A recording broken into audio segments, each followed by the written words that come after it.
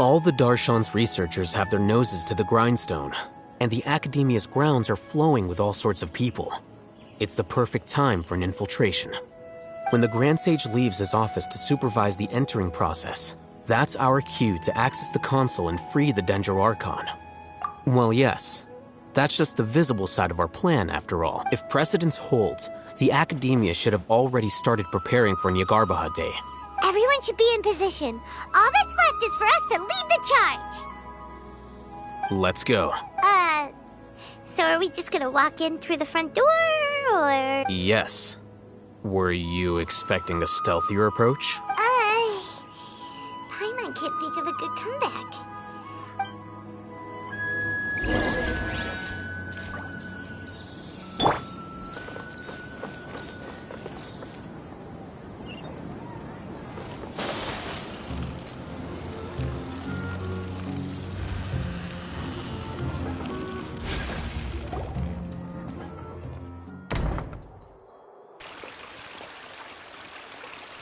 Scribe?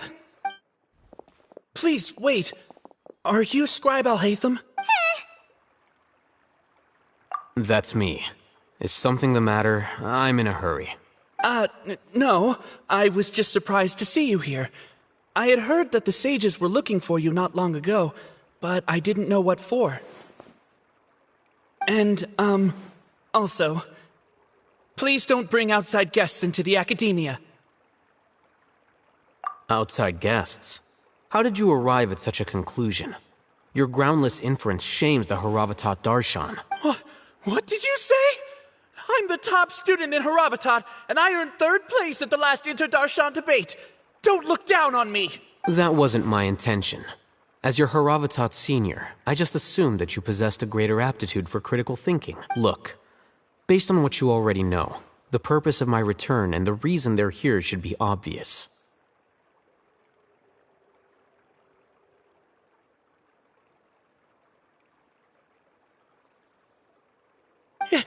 Is that so?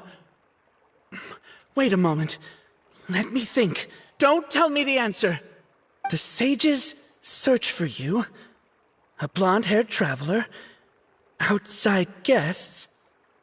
So, from the start, the sages weren't looking for you, but this traveler? And you were gone from the Academia for so long because... Hey, shh. Yes, you've proven yourself as the top student in Haravatat. I surmise you've arrived at the correct conclusion. As I expected. Please, forgive me. I wasn't thinking clearly just now. Thank you for getting me back on track. It's nothing. We'll be on our way then. All right.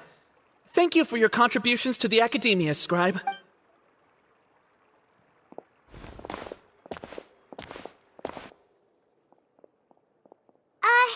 What the heck just happened now? I'm afraid I don't know either. You have no idea? He convinced himself of whatever truth he came up with. That is the so-called pride of a scholar. If someone questions their academic facility, they will instantly feign understanding to keep up appearances. Nowadays, the Academia is rampant with this type of scholar. Their obvious farces of intellect only serve to highlight themselves as fools. Wow. So there are special ways to deal with smart people. We don't even need to make up our own excuses. We shouldn't waste any more time. It would be problematic if we missed our window of opportunity.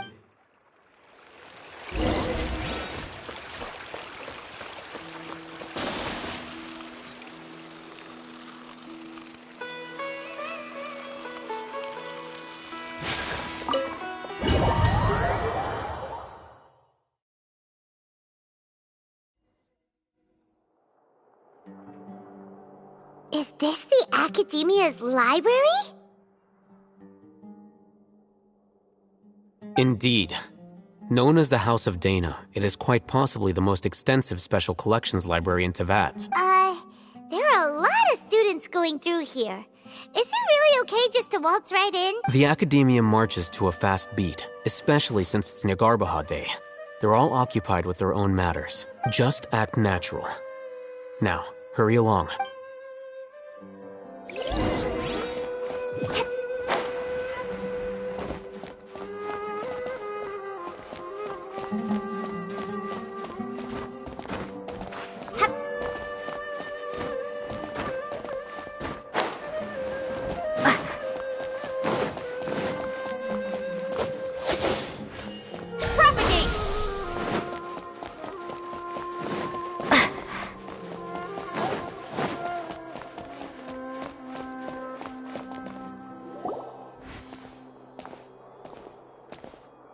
What's this platform for? It's a lift that Academia personnel use to access higher floor. Are we gonna take it then? The Grand Sage's office is up there somewhere. No, not right now.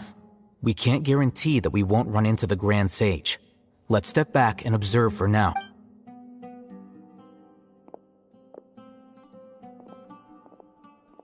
You think the Grand Sage will exit from there? And after he does, we'd sneak past him? Oh, Paimon thinks that's really dangerous. Who knows? However, if we can confirm Azar's current location, our operation will be much safer if we... Allow me to offer you a hint. If you wish to know his location, look behind you. You're... What's Grand Sage Azar doing here? Do not tell me you believed the Academia would not grow suspicious of you after such a prolonged absence, scribe. An eyewitness had informed me of your whereabouts, so I came to personally welcome you. Grand Sage, I didn't expect you to care so much about me. I'm truly flattered. I'm sure, but compared to you, I am far more interested in these two unexpected guests. You are the Traveler and Paimon, correct? It's a pity that only now have I been afforded the opportunity to formally meet two of Sumeru's most esteemed guests. I do apologize for my lack of decorum. Excellent. You immediately initiated discussion instead of attempting to prepare some perfunctory excuse. You clearly understand the situation at hand, and have no intention of making a reckless stand. The foot traffic here renders this place unsuitable for discussion. Please, follow me to my office.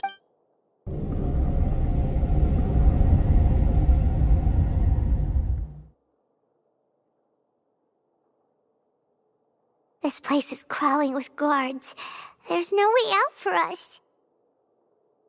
All right then, Traveler. What did you wish to discuss with me? Today is Niagarbaha Day, so I still have many responsibilities to attend to. There is little time for idle chit-chat before I detain you all. You seem to know quite a bit about our endeavors. If that is so, then you should be praising our great work, rather than using your trivial misgivings in a futile attempt to sway me. Trivial? Then tell me, what do the Fatui want from me?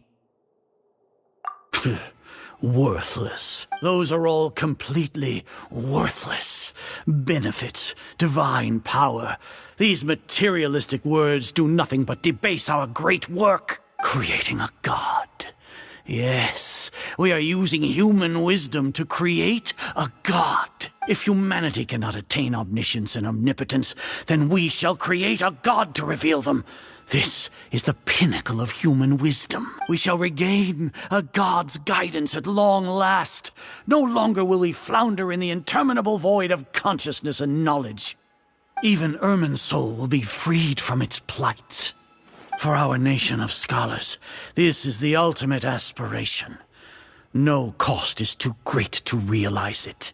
You will never understand the rapture of having a god be born within your very hands. With your degree of knowledge, you cannot even comprehend such an emotion. Gods exist on a plane that far eclipses humanity's. Lesser Lord Kusanali, what can she even do? Care for the people? Fend off sandstorms? Fabricate silly fairy tales? These are but child's play for the Academia. Does that make us equal to the gods? We are a people favored by Greater Lord Rukkhadevata. Though I may have personally not seen it, our forefathers bore witness to true wisdom. The ascension of the Lesser Lord has brought nothing but bewilderment to the scholars. They all ask, is that truly what true wisdom is supposed to look like? With that in mind, it is better to keep her isolated in the sanctuary of Suristhana, so our academy will not become embroiled in turmoil. What a pathetic justification! Do you really think that only the super smart or powerful should be able to call themselves gods?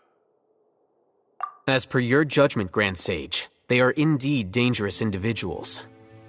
Not only are they acting against the academia, but their ideologies have the potential to lead scholars astray. Looks like there really was merit in my assignment. Oh, Hatham? Are you talking about us? Anyway, I've brought them to the academia as ordered, but it took some time and trouble. Oh, that reminds me. Here's the investigation report you had requested. It's a summary of my time spent with the Traveler. An array of information about her ready for your perusal. Oh, Hatham? So you're still on the academia side! We finally started to trust you!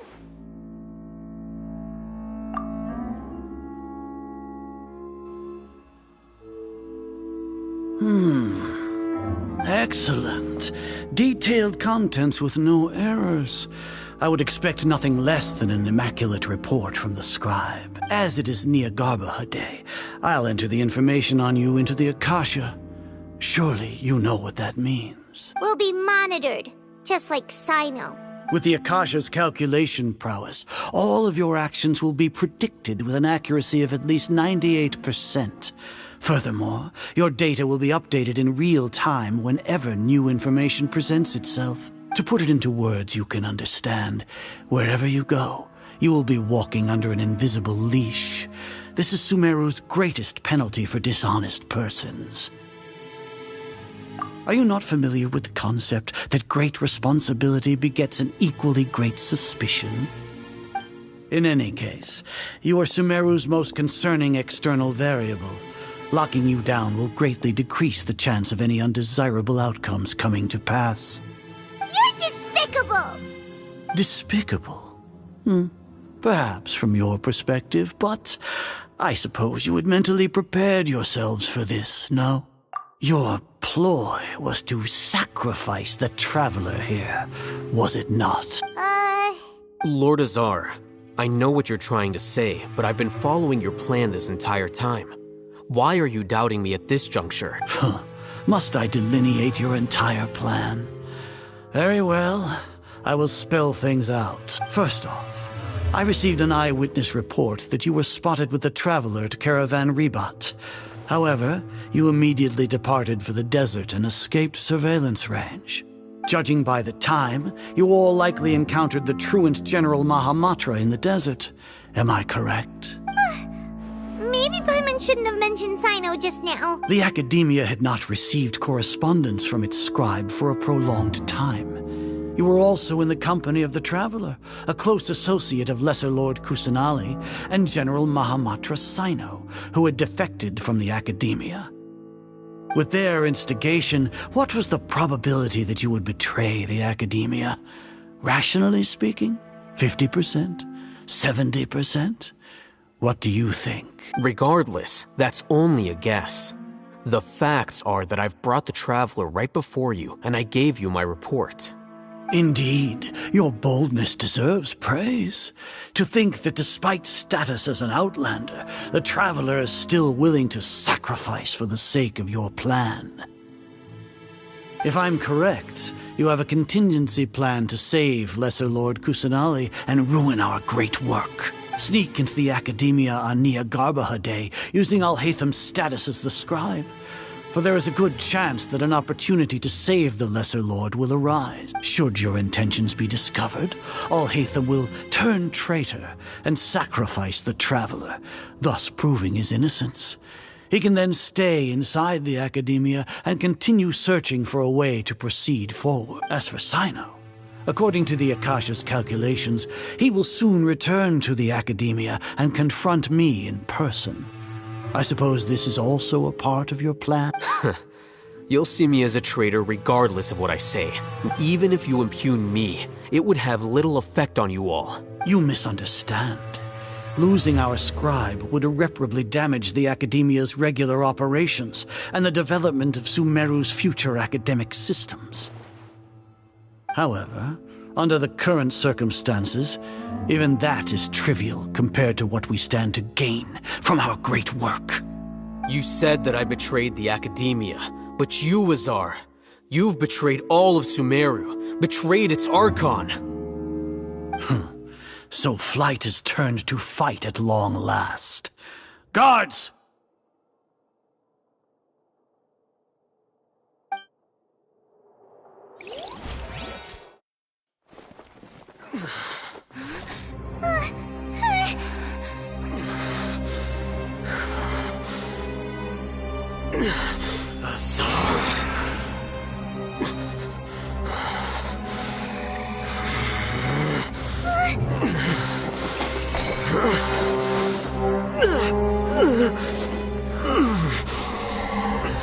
Well, what do we have here? So you stole that divine knowledge capsule. Traitor! You traitor! Even the most rational scholar will yearn for the power of a god in a moment of desperation. Aren't you doing the exact same thing as me, Alhaitham? Unfortunately for you, no god will lend you their power. Azar!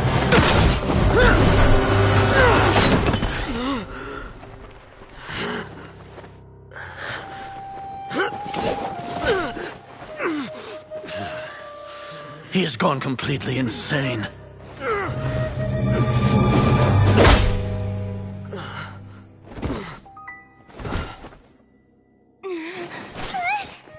Take him to the Matra and exile him to Aru village. Then find someone to take these two to the confinement room. I'll deal with them later. Grand Sage, we've finished all required preparations for Nyargarbaha Day. We may begin to enter the capsules now.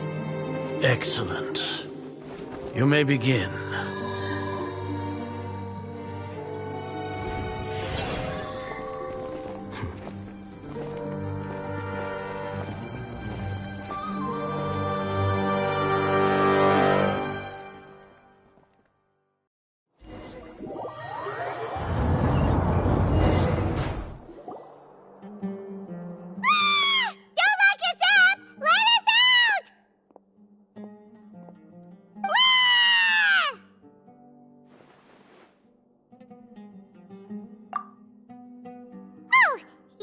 Paimon got a bit carried away there. How was Paimon's acting just now? Great, huh? Everything's going according to plan so far. We made it into confinement, and Alhaitham's probably done with his part too. We even managed to trick Grand Sage Azar. Alhaitham sure knows how to cook up a plan. What are we doing next? Paimon has trouble remembering things when she's worked up. Right! Paimon thinks... Apart from that, we still have yet another goal in the first stage of our operation, which is to send the Traveler to the confinement room. What? Why do we want to get her locked up on purpose? She's always been the person the sages are most afraid of, as well as the greatest obstacle to the successful implementation of their plan. They are very aware of the risk she poses to them. Once the Traveler is imprisoned, the sages will likely think that everything is under control, and with their guard down, the next phase of our plan will have a much higher chance of success. I can already see the pompous looks on their faces. Oh, that's a super tricky plan. But Paimon still thinks it's not really worth it. That isn't the only reason, of course. She has a more important task once she's in confinement. According to the Academia scholars in Ramon's custody, Lesser Lord Kusanali has sealed off her consciousness in the Akasha ever since she was captured by the Doctor. That way, they can't pry any more information from her. Even if we break into the sanctuary of Surasthana, it will take time to awaken Lesser Lord Kusanali's consciousness. We need to do that in advance. So our job is to wake up Nahida! The confinement room is inside the Academia, close to the sanctuary of Surasthana. It's a completely enclosed space, and you won't be receiving any visitors. I'll work with Ramon's scholars to make some modifications to your Akasha terminal. Once you're in, get as close as you can to Lesser Lord Kusanali and try to connect to her consciousness. However, as for whether she'll actually wake up, that will depend on our luck.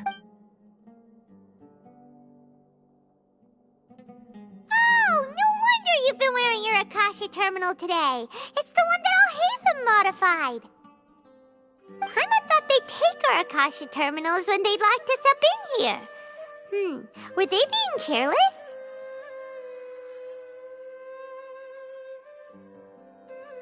Alright, so what now? Sounds easy enough. We can finally talk. There's a light flashing on your Akasha terminal. It's almost like... the faster it blinks, the better the signal. Whoa, it's Mora. Ooh, Mora. No, Paimon, we're not here to hunt for treasure. Here? No signal again. Is it getting jammed?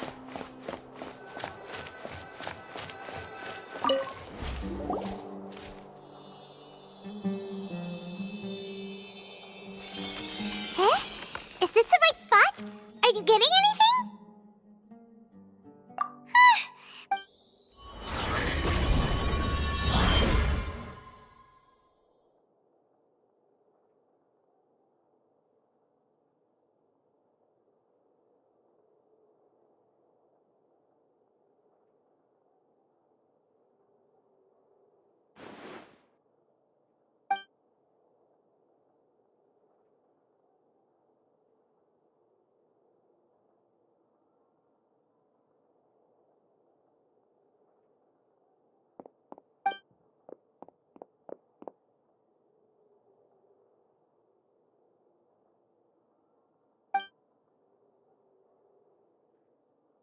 Nahida! Hey, Nahida!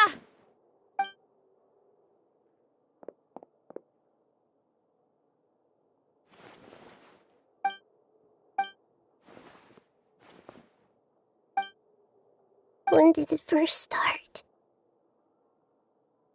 Oh, right. It started from the moment I was born. I wanted to become a worthy Archon. So I've kept studying, kept listening to my people and their hearts. Kept looking for a way to save Irminsul, so I can catch up to Greater Lord Rukkhadevata. But I'm stuck in the sanctuary of Surasthana.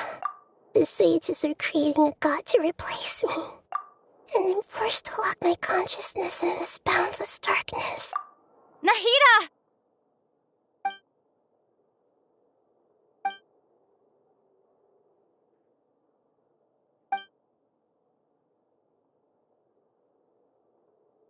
Nahida!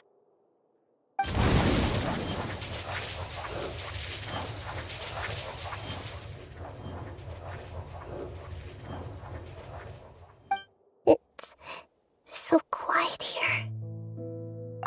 Now that I think of it, I don't think I've ever actually listened to my own inner voice. Do Archons have them? Should Archons have them? Have I been doing the right thing? Am I really not needed? How do I really feel about all of this? It's so quiet here. Since you're the god of wisdom, you've known the answers to all these questions since the very beginning, haven't you? Who are you? Whose voice is that? It sounds familiar. You're right, though.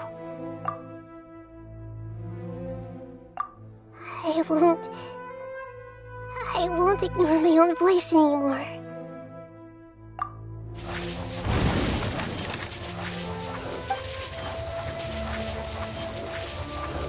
Nahida!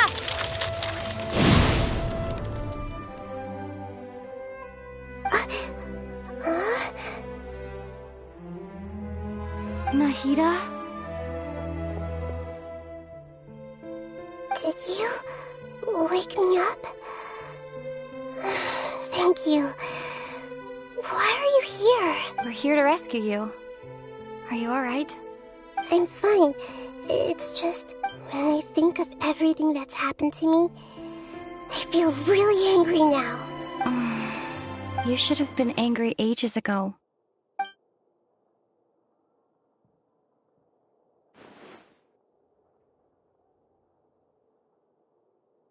Huh? Oh, you're back! How's everything? That's wonderful news! Great! We weren't locked up for nothing. When you went to wake up Nahida, Paimon was listening for any sounds outside. You were out for a long time. There are fewer and fewer scholars going about now. You think everyone's done with their Nyargarba Day stuff? Yep, so that means our next act is Nilu's performance!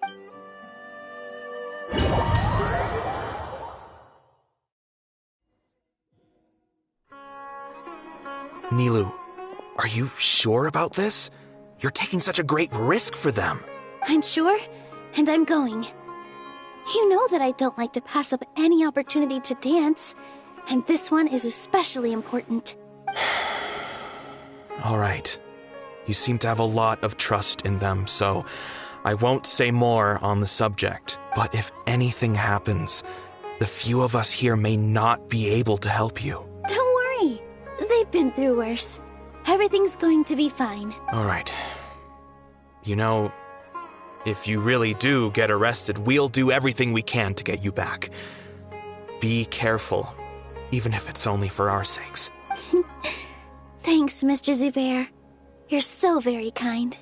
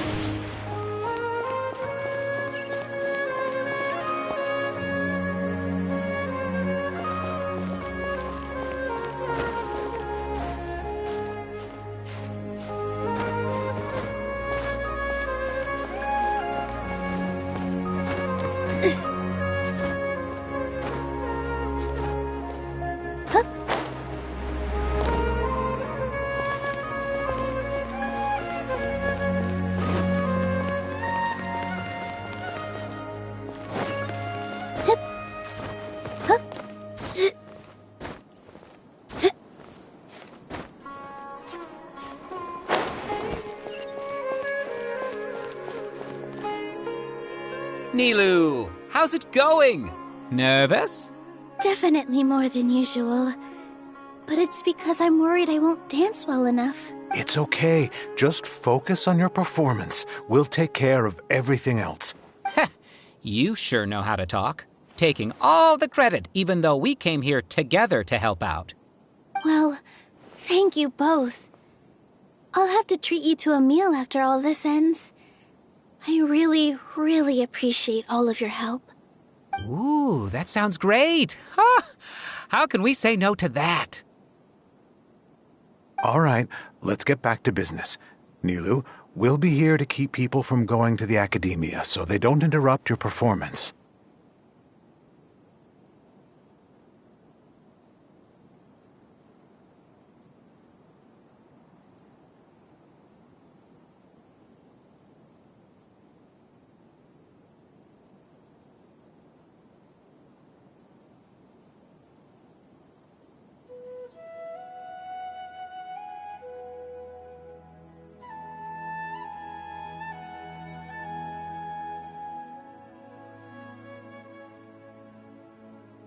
I was planning on telling them something like, the Academia's been conducting a weird experiment, and some of their test subjects escaped. It's really dangerous there, so stay away. Oh, you couldn't think of anything better? Oh well, I guess it does sound like something the Academia would do. I think it sounds great. I'm counting on you guys. Don't worry, it'll be a piece of cake. With all my strength.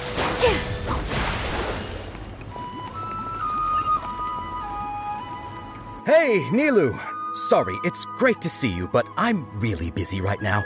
Our Bait People Away with Yalda Candies plan is working beautifully. Do you want some candy? We have more than we can give out. Vihar, thank you so much for doing all of this. And even dressed up as the Knight of Flowers, no less. I'll pass on the candy, though. I cut back on sweets in the period leading up to a performance, And I'm about to start one. You have a point. The stage is cleared and everything's ready, so you can start your performance at any time. Yeah, thanks to you. I'm really grateful. All right, time to hit the stage. You're welcome. The honor's all mine, since I'll have such a great view of the show.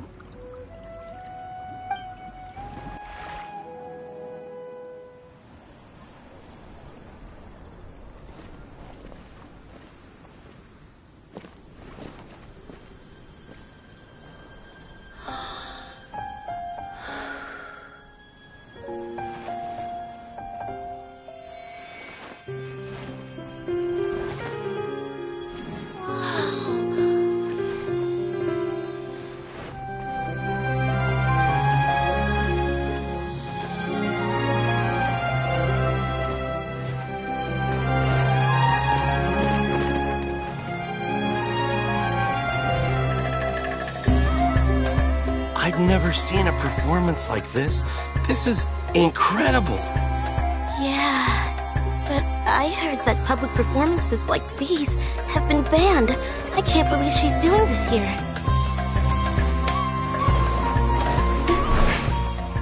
Grand Sage, there's some commotion outside.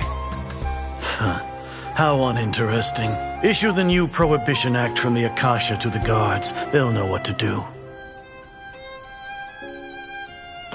Do you think we should, stop her? Let's just watch for a little bit longer.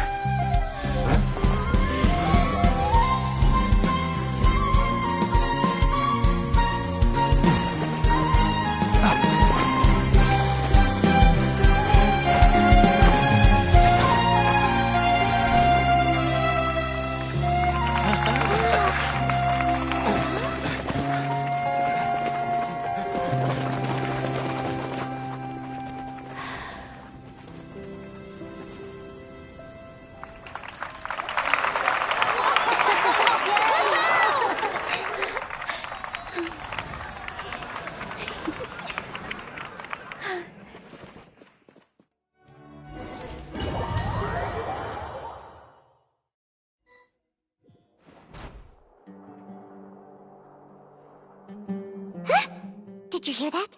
It sounds like a lot of guards just ran by. Does this mean the plan has moved on to the next stage? Yep. It's great that Everett come to think of it. When did Alhaitham replace the knowledge capsule that was about to be entered into the Akasha?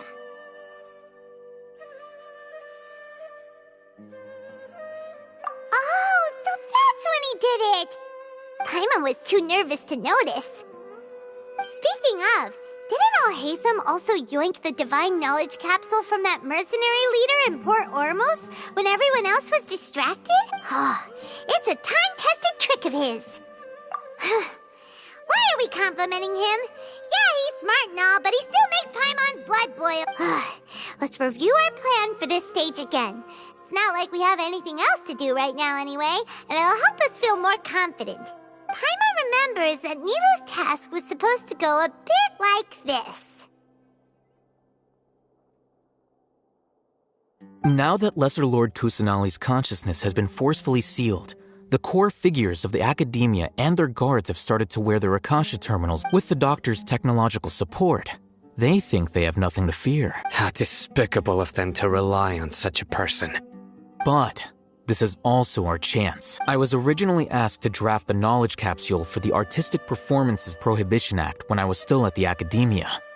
It should be on the Grand Sage's desk right now, and will be entered into the Akasha during the next Nyargarbaha Day. Are they really going to stop all artistic performances? That's horrible! I'll make an identical knowledge capsule, but this time, I'll smuggle some misleading information into it. We only need to find an opportunity to switch the capsules. Once it's been entered into the Akasha on Nyargarbaha Day, if someone were to be seen performing in public, the sages would definitely use that opportunity to announce the ban. And so, the misleading information will be disseminated amongst the guards. Sure sounds complicated. But it seems like if everything goes well, we'll be able to get rid of all the guards in the academia without any effort. That's pretty clever, getting right into their heads. I just have one question. Even if we manage to get the misleading info out to the guards, how can we be sure that they'll believe it? People who are used to relying on the Akasha become less inquisitive, and their ability to distinguish truth from misinformation is significantly reduced. They will view everything the Akasha releases to them as the unequivocal truth. The Akasha will turn humans into machines. I've seen it happen many times. Yikes. Good thing I didn't wear it for long when I was working in Sumeru City. At first, I thought it was a good thing, too. By the way, this plan still requires a performer, right? Do you have someone in mind? Nilu of Zubair Theater. I know her really well. We can trust her. I'm kinda hesitant to ask her to participate in a dangerous plan like this, but we can ask her in person. All right. After the guards and the Academia are gone, then it'll be time for me and my stowaway brothers to shine.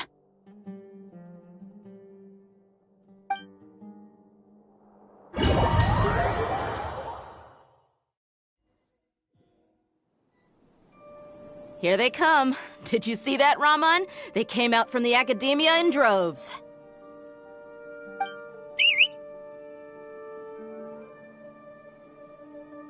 After laying low in the city for so long, this is the moment we've been waiting for.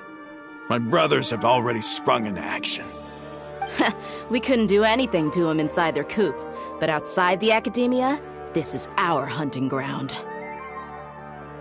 With a lioness like you, the prey sure won't be able to run far. We still need to eliminate the guards as soon as possible. If we give the sage... All they've done is to sit on their cushy salaries and twiddle their thumbs all day while we fought and struggled every day in the desert. Speaking of which, most of the guards who report directly to the Six Sages belong to the Corps of 30. But they have a completely different reputation, following those blasted sages every whim, throwing away all the principles of being a mercenary. As someone in the same profession, I'm obligated to teach them a good lesson today. Indeed, the trap has been set. All we need to do is lead them there. All right, let's each take a road and herd those scattered guards back into one place. Make sure to attract their attention. Isak will be the key. You gave such an important task to that child. Will he be okay? It'll be fine. Isak was so determined to help, so let's put our faith in him.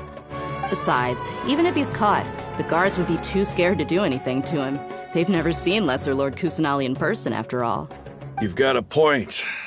Anyway, I think I see them coming. Good luck.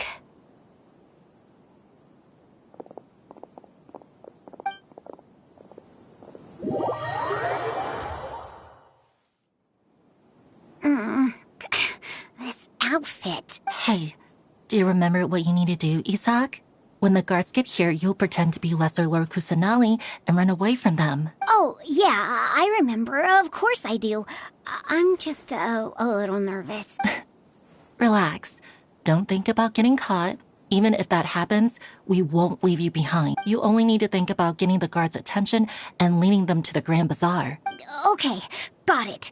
I'm here to pay back Lesser Lord Kusanali for helping Grandpa. I won't get cold feet. Hey, they're here. I can see the Academia guard. All right, it's time, Isak. Take a deep breath and go. You can do this.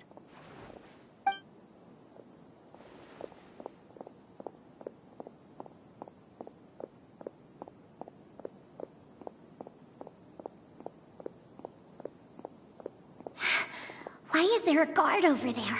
Did he already run ahead of me? This is different from our plan. But there's no time. I need to make a choice.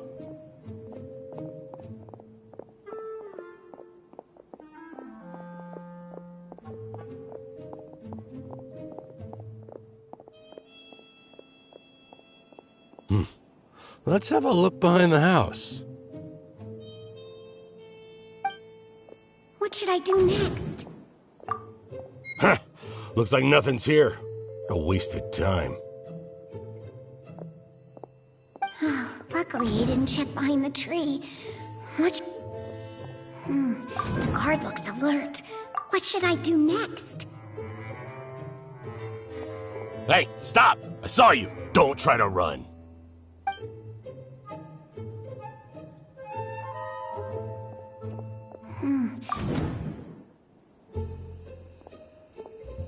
Doesn't seem like anything unusual's around here. Looks like the guard finally left. I need to go.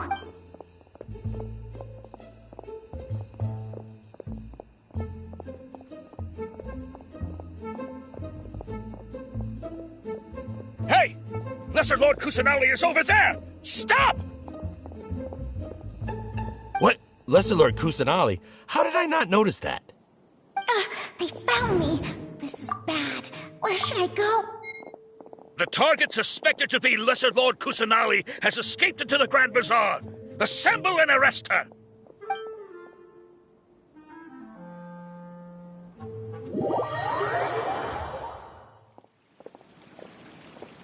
Where did she go? How did she disappear? Did we lose her? Hurry up and find her! Hey, why is your team here? Didn't we say to split up our search? Hurry! Hurry! This place is... Why are you all here? Yeah, isn't it one heck of a coincidence? Everybody's here. What on earth is going on? I suppose that's all of you? Who are you? Did you set us up? What are you planning? Phew, that was rough. I almost got caught. Little brat! So you're not actually Lesser Lord Kusanali. Who exactly are you all? Eremites from the desert? Just some colleagues. Think of this as a business competition. Or a personal grudge. After stepping into our traps, stop thinking of yourselves as hunters. Behave like the prey you are.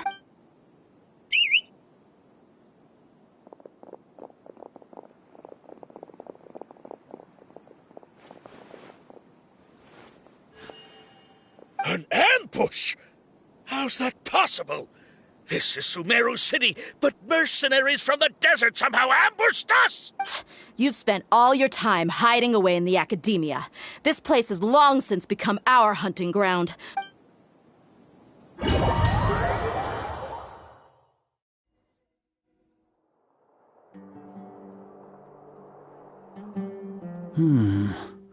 This is odd. The academia has quieted down after the conclusion of the Nyagarbha Day ceremonies, but it's much quieter than usual. Where are the guards? Why have I not seen a single one? Guards? Guards! Grand Sage, how may I be of assistance? I called for the guards. Why did you come? My apologies, Grand Sage. Right now, all Academia guards have entered the city to perform the ordered arrest. I thought you knew. Arrest? Who is there to arrest? I have an ominous feeling. Arrest Lesser Lord Kusanali, right? Is that not what the order was? Lesser Lord Kusanali? You mean she has disappeared? Yes. I wouldn't dare make up something like that. Right now, everyone is in a panic, and many are saying that Lesser Lord Kusanali will take revenge on us. What happened? Just what is going on? Lesser Lord Kusanali somehow escaped? Was it Alhaitham and his party that freed her? That's impossible. The Academia is heavily guarded today, and any order to release Lesser Lord Kusanali would be strictly confidential. Besides, Alhaitham and the Traveler are already in our hands. What manner of trickery did they employ? How could Lesser Lord Kusanali disappear into thin air? Disappear? Wait. How was the arrest order distributed to the guards? It was issued by the Akasha earlier today. Only you have the authority to send messages like that, so I thought it was your order. Let me check.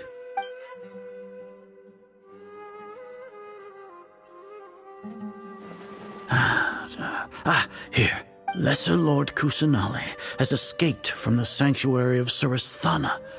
Go to the city and arrest the escapee immediately. The Akasha indeed contains this information, and it clearly appeared in my mind. How did they bypass my permissions to issue this kind of message? Was it the report about the Traveler that Alhaitham submitted? No. I specifically checked that knowledge capsule before entering it into the Akasha. Could that have been A red herring? Well, even if I figure it out now, it won't make any difference. The important thing now is to Have you been to the sanctuary of Suristhana to confirm that Lesser Lord Kusanali has indeed escaped? Confirm? No, I haven't. It may be a bit offensive to say this, but Grand Sage, what you're saying doesn't make any sense. How can the information in the Akasha be inaccurate?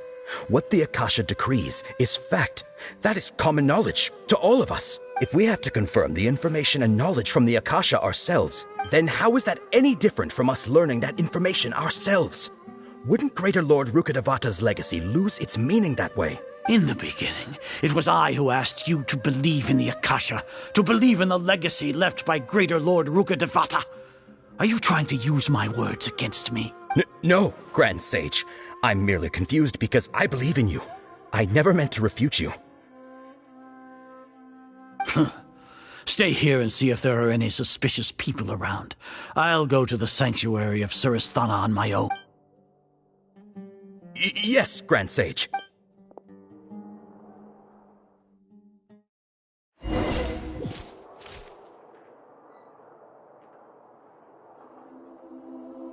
Lesser Lord Kusanali has escaped from the sanctuary of Suristhana. Go to the city and arrest the escapee immediately. How can that be? Stop thinking about it. Stop. It must be a trick of theirs. As long as I personally confirm it. Ah! Impossible. That's impossible. There must be something wrong with my eyes.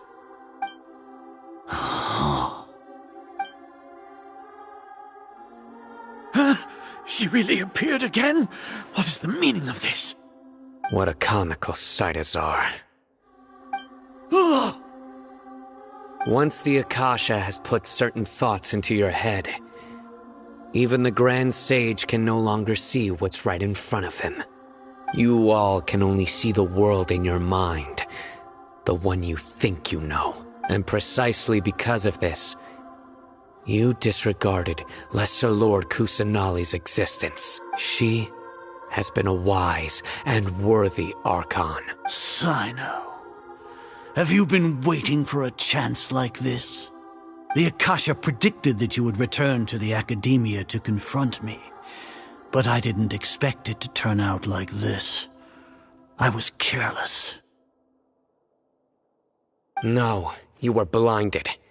Your faults stem from your reliance on the Akasha. You're still the same as always.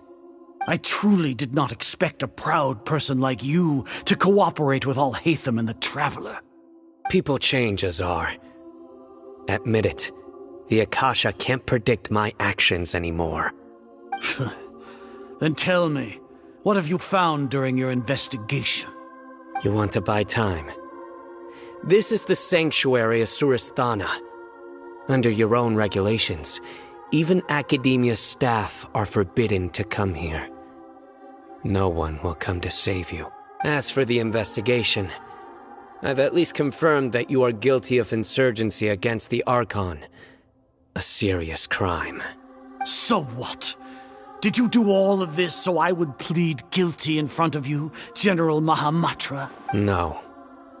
I want you to plead guilty in front of the Archon herself. You once said that I had no standing to judge you. So now, how about judgment in the name of a god?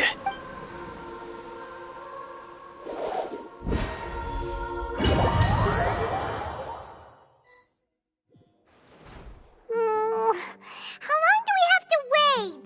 Paimon wants to know how things are going out there. Paimon hasn't heard any sounds outside for a while. Oh, yeah, but aren't you scared that we might be locked? Thinking about it, at least Paimon has you. We could still chat like this. When Paimon thinks of Nahida being imprisoned alone in the sanctuary of Suristhana, Paimon can't help but feel sorry for her.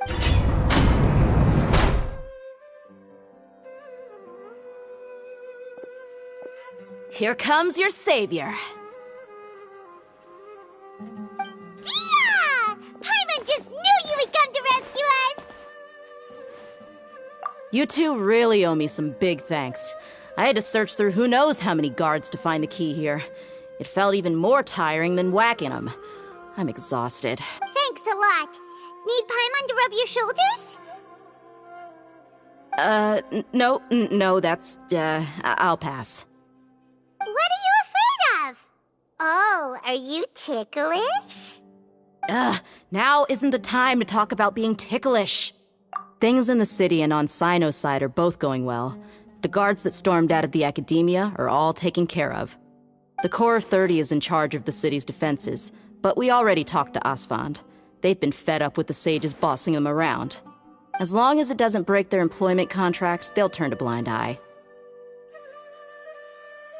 That's probably because you've been super great friends with them for a long time. So, how's Sino doing? The Grand Sage is in his custody.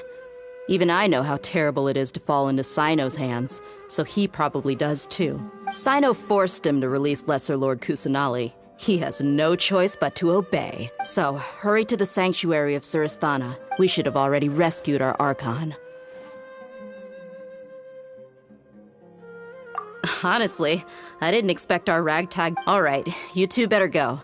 I still have to clean up some messes in the city. See you around.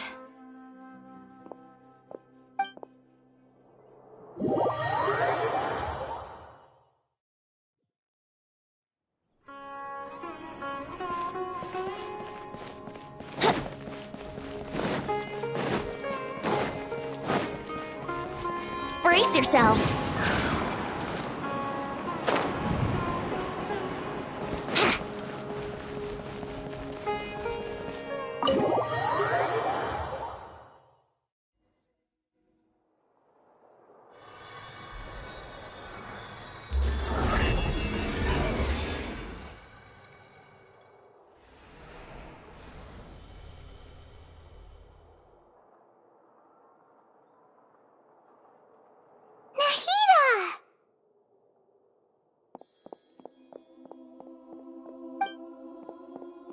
Should I say it's nice to meet you?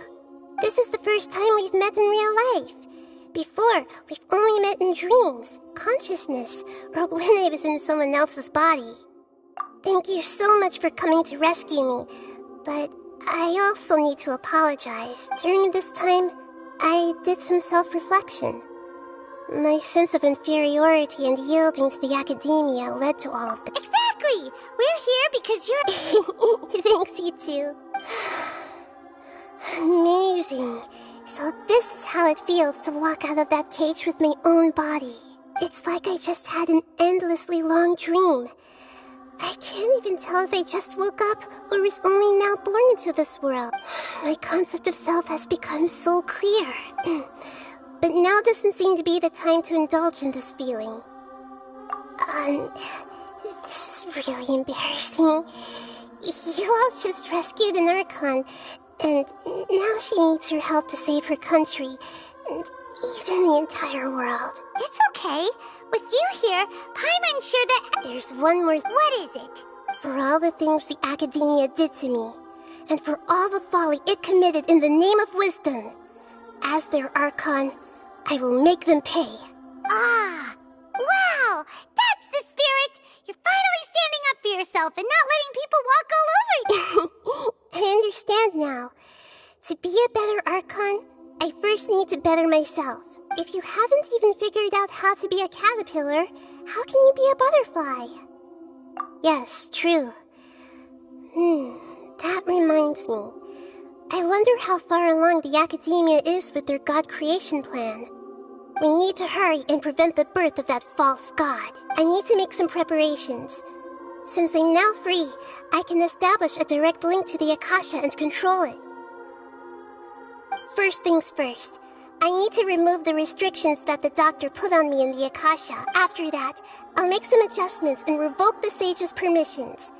The Akasha will then be like how it originally was, only operable by the Archon. After all, the academia betrayed Greater Lord Rukkhadevata's trust. This might take some time. In the meantime, you should also work on your own preparation. If we don't stop the god creation plan in time, we'll be in for a tough fight.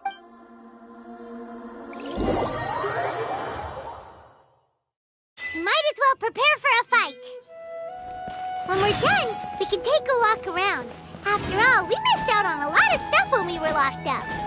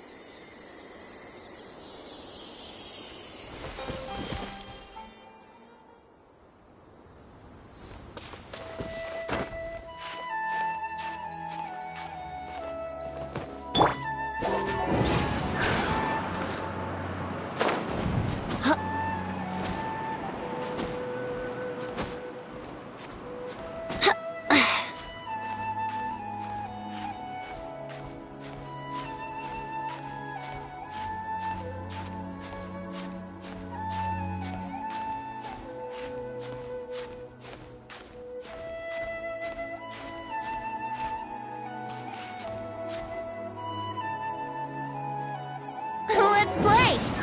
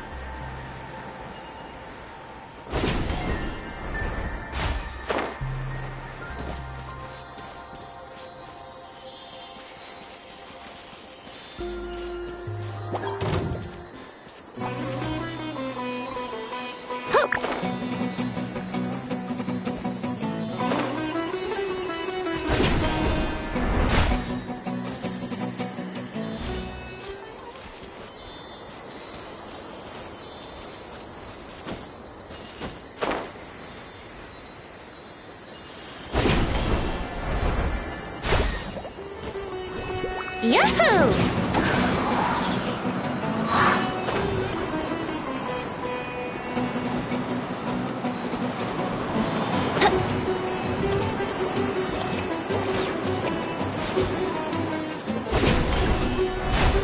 Yahoo! Here we go!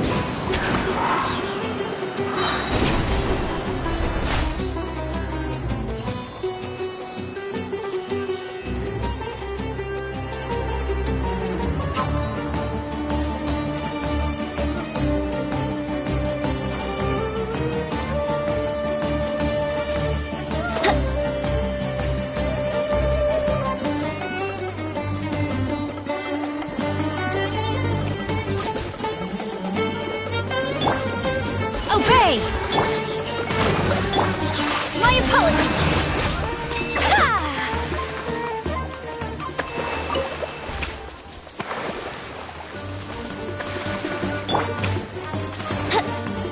Brace yourselves!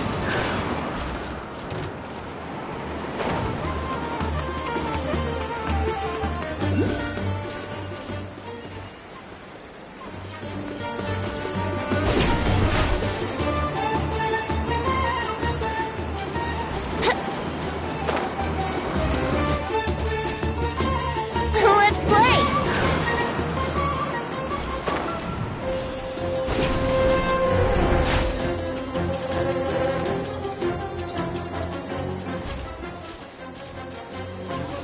Yahoo!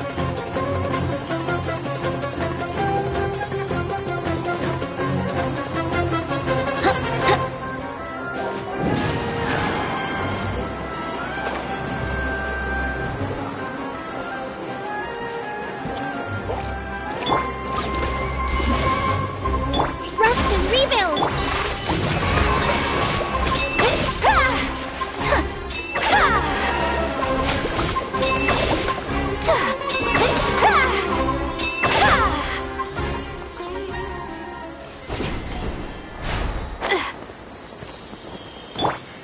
Here we go!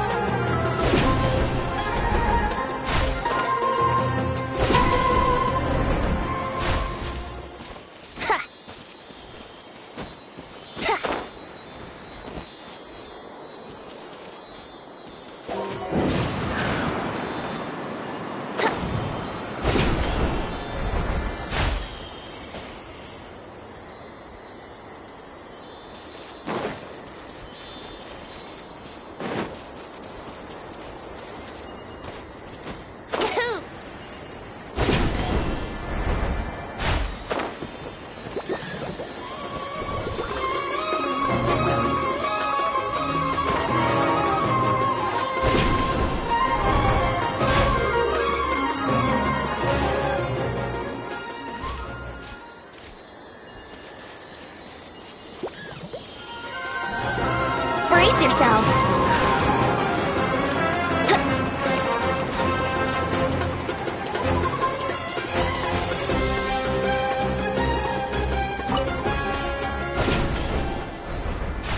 Yahoo!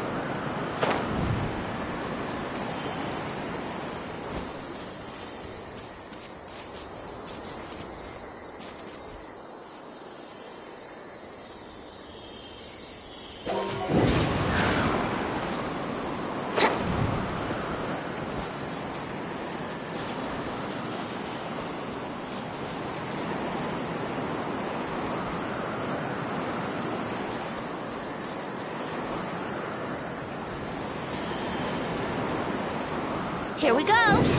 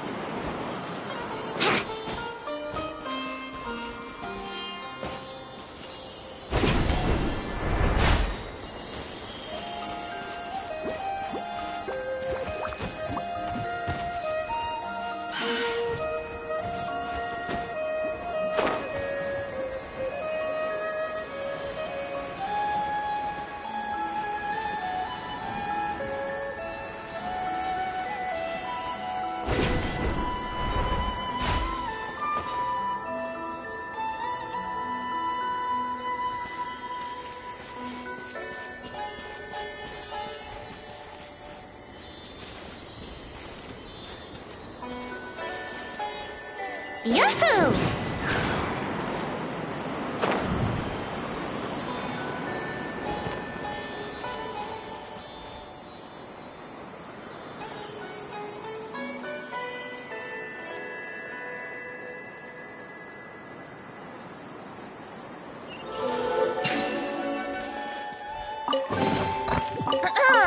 Have you heard the Ballad of the Treasure Chest?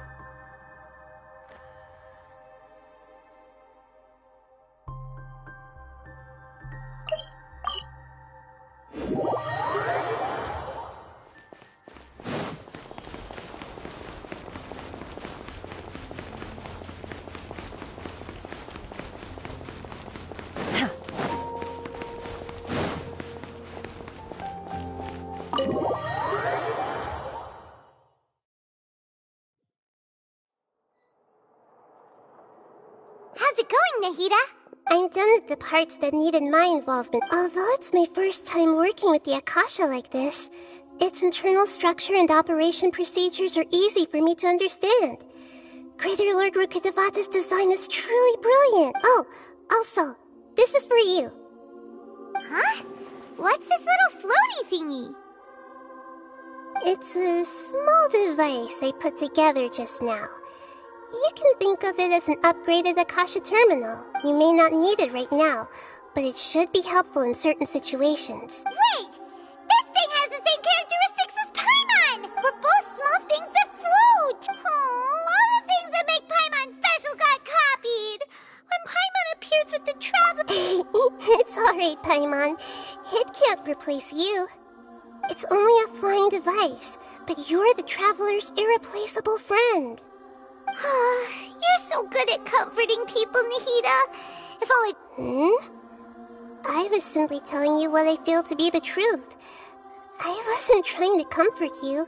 Nahida, you're natural at this. By the way, there's something I need to confess. Even though I'm the Archon and in control of myself again, I'm not very good at fighting.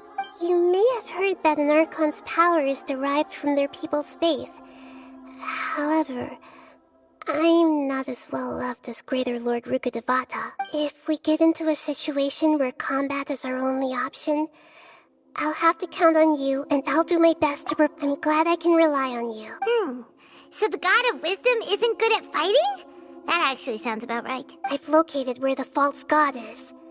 Time is of the essence, so let's skip to it.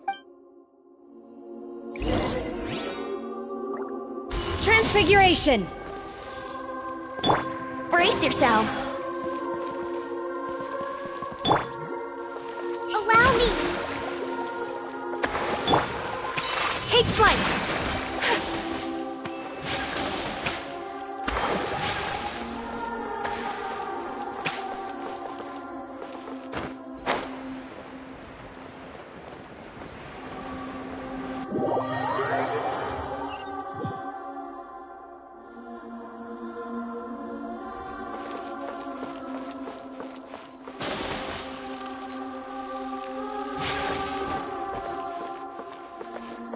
My apologies!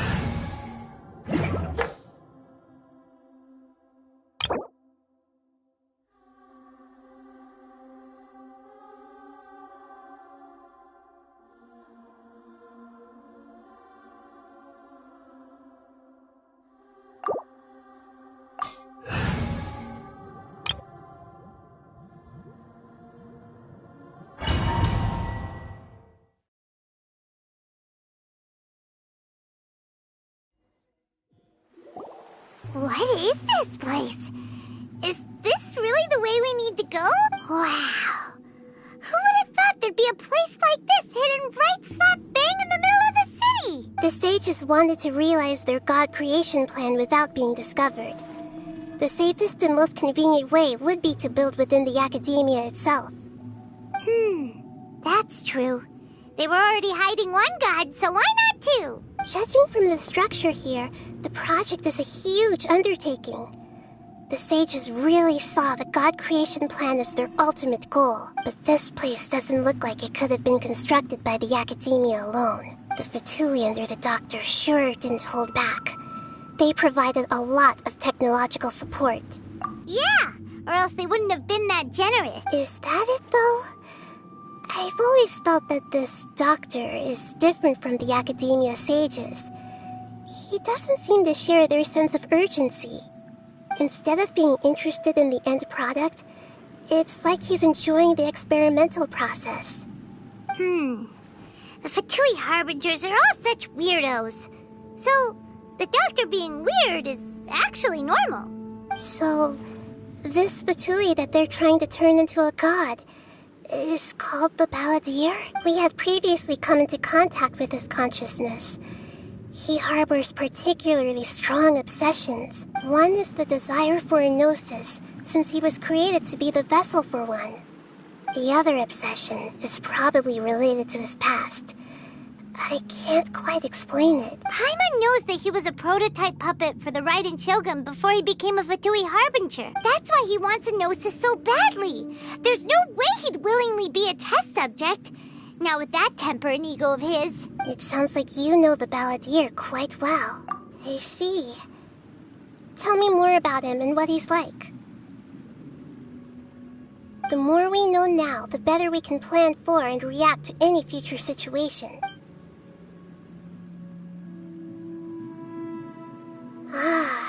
Alright, time to go. Let's get through here and meet him in person.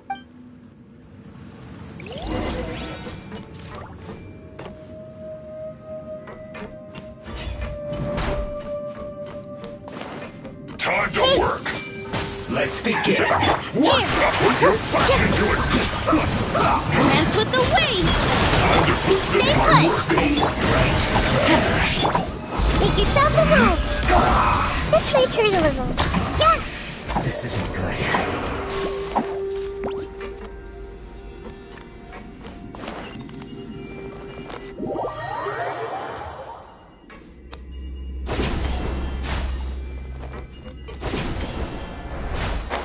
It looks like we can climb up these pipes.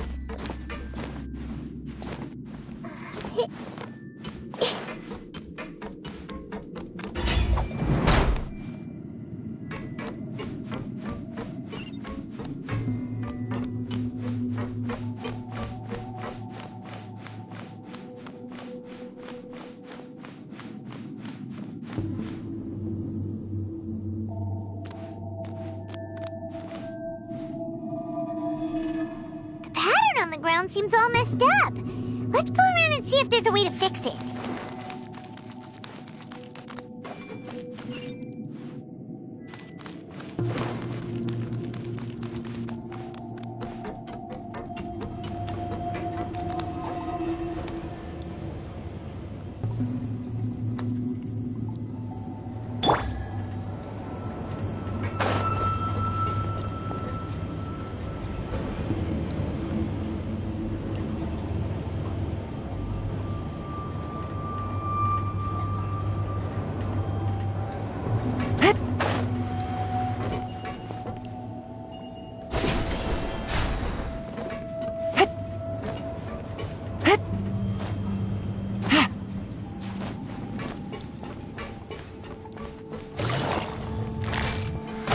No more words. Grow, grow, grow!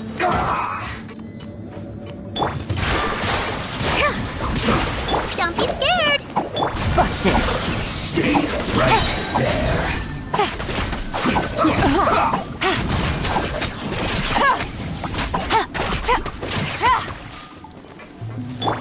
Everyone hold hands! This isn't good.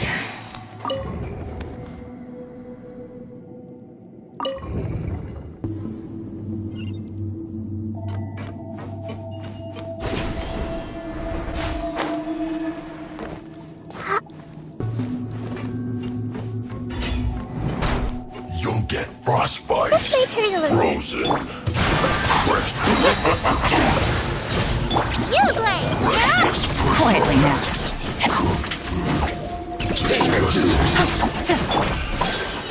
The Temple of Wisdom. That hurt a little. Positions. Can't run from death.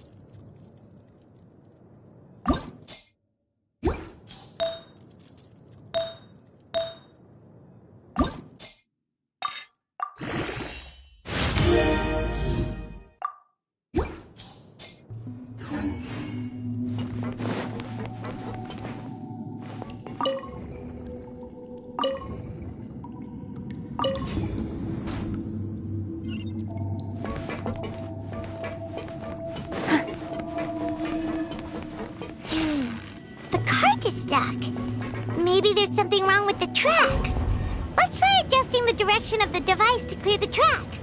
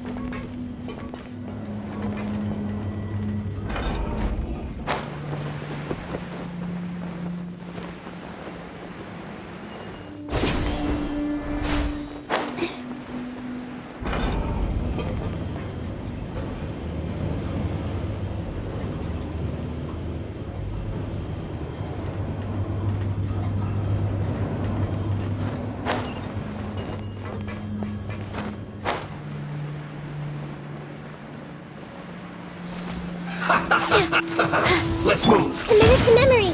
Here. Shouldn't get careless. Don't be scared. Through.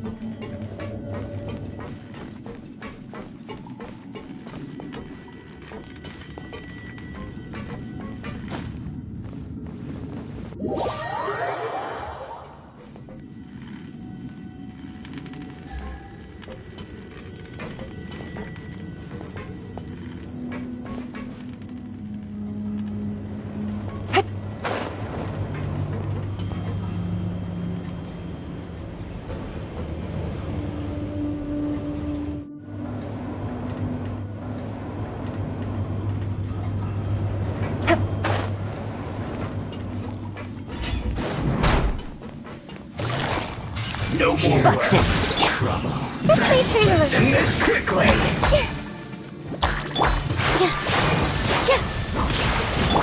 I will end you. Quietly now. Committed to memory. Yeah. Well met. Sharing my knowledge. Yeah. Detoxifying you. I miscalculated. Uruguay, you're up! Go get him, Uruguay!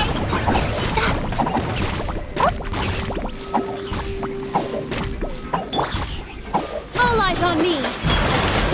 All my strength. An unfortunate fault. Grow.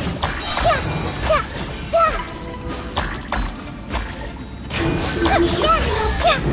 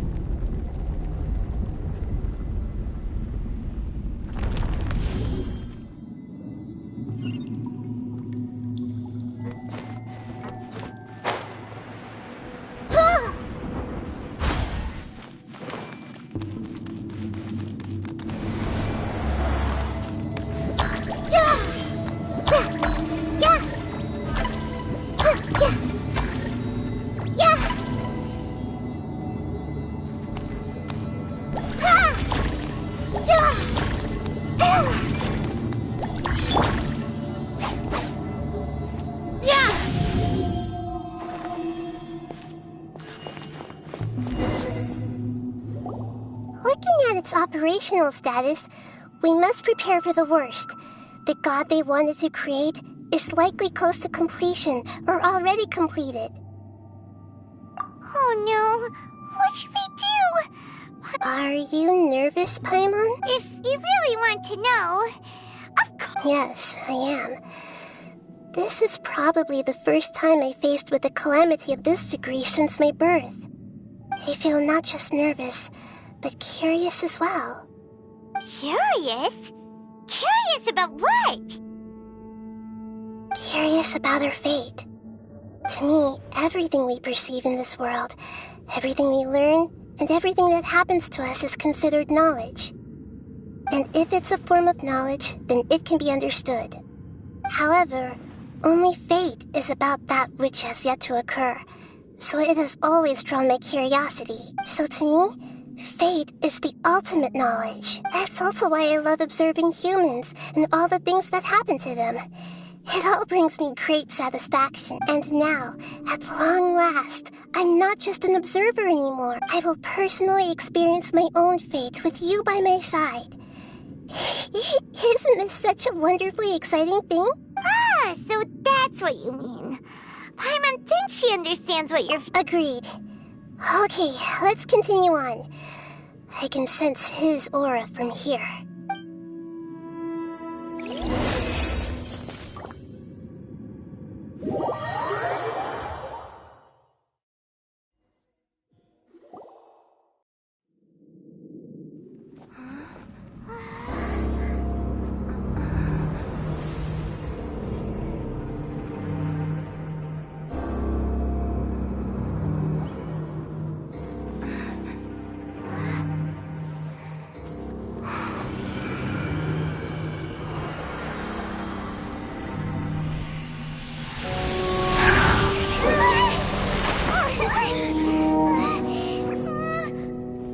Who would have thought the world would be so eager for my birth? I remember you, Booer, the god of wisdom, and standing beside you, the traveler. Is he all-knowing and powerful now like Greater Lord Rukkhadevata? No, I can't feel the same kind of divinity I felt from the Greater Lord. It seems that the sages didn't get the chance to infuse the divine knowledge capsules into him. But even still, he has undoubtedly become a true god now. So we're too late? The Balladeer has already become a god? The Balladeer. A long bygone title. When my spirit ascended to divinity, I felt as if I had existed for the same number of epochs as heaven and earth. Looking back, the existence of what once called itself Kunikazushi appears infinitely small and ugly.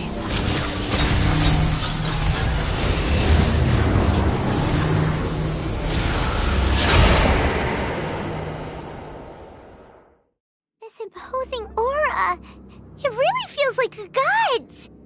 A body that capitalizes on the Balladeer's original construction as a mechanical puppet, with the Gnosis serving as a constant power supply. How much effort and resources did the sages put into this? From a purely technological perspective, it's a commendable achievement indeed. It's no exaggeration to say, this is the culmination of human wisdom. You sure are something! Dishing out compliments at a time like this! But I don't think he's reached the spiritual height of a god. Strife is engraved upon every god and every gnosis brought forth into this world. Can you feel it? The exhilaration of such power, and the thrill of anticipation for our contention. Nihito wouldn't feel the same. Do you not realize that you are interrupting a conversation between gods? Lowly creature, know your place. The strife engraved upon a gnosis. You're talking about the Archon War. Tevat's current peace was not easily won. I didn't personally participate in the Archon War, but the way I see it, all those losses were meaningless, driven by the demands of the laws. There's no point in bringing it up again.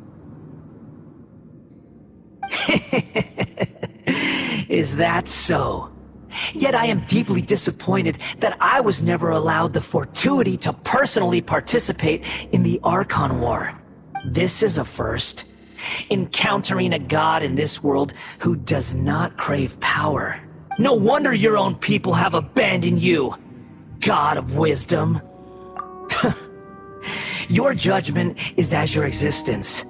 Unsubstantial. This is where everything ends, Booer. The God of Wisdom. You should know that wisdom cannot solve every problem. Like now, where your only option is to face me in combat. Come! Let us reenact a scene of the Archon War. Come and inaugurate my birth as a god.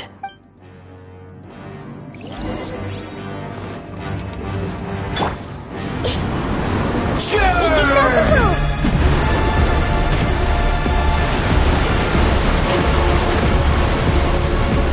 This way, turn a little.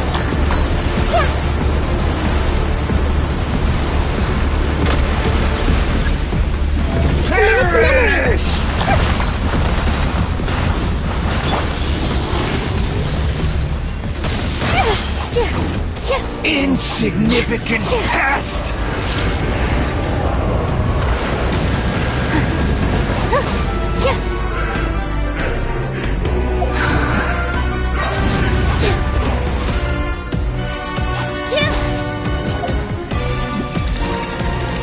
At my command, you shall fall!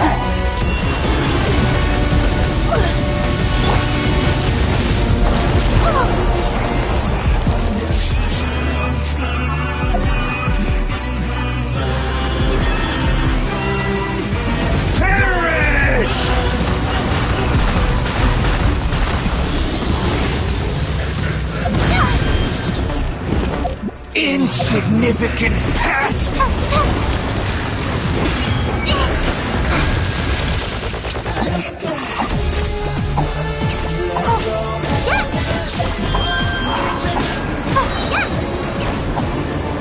Feeble human!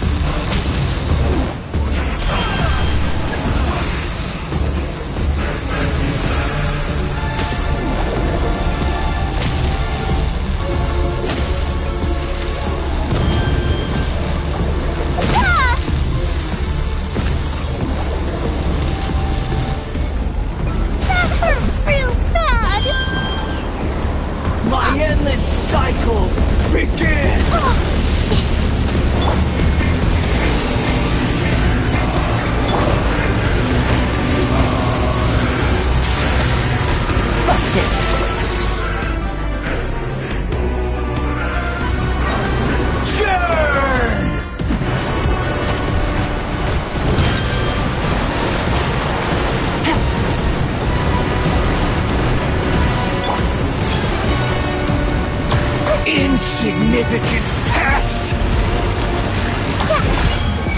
Positions!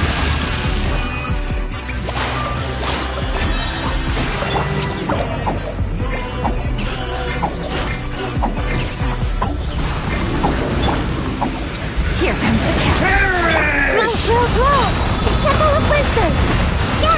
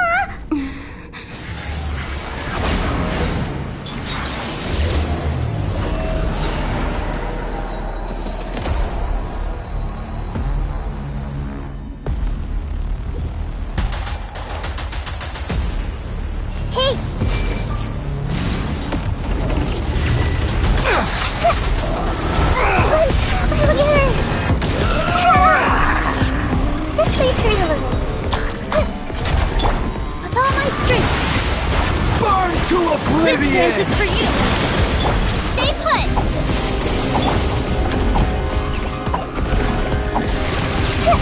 Kneel!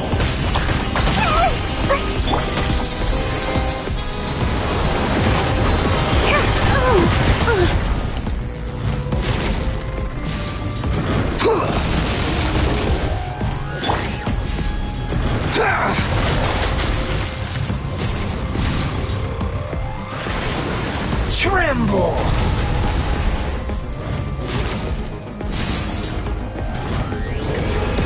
Reality is pain!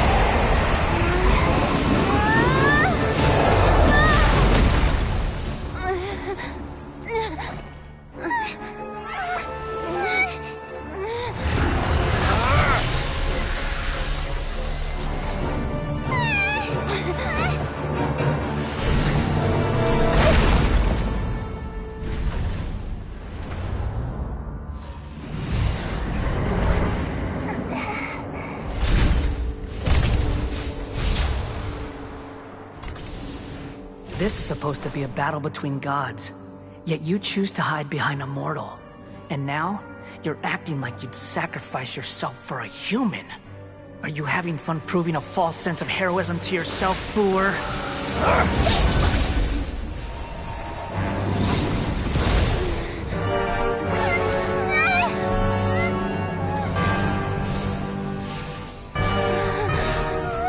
The data collection is almost complete. Do you even know how many times you've tried to take my gnosis from me?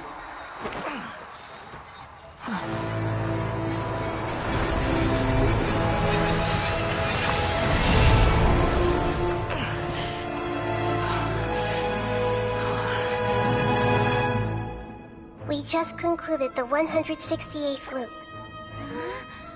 Did you know that in the effort to create you, the people of Sumeru were forced to live through the exact same number of Sub-Zerus festivals and samsara cycles?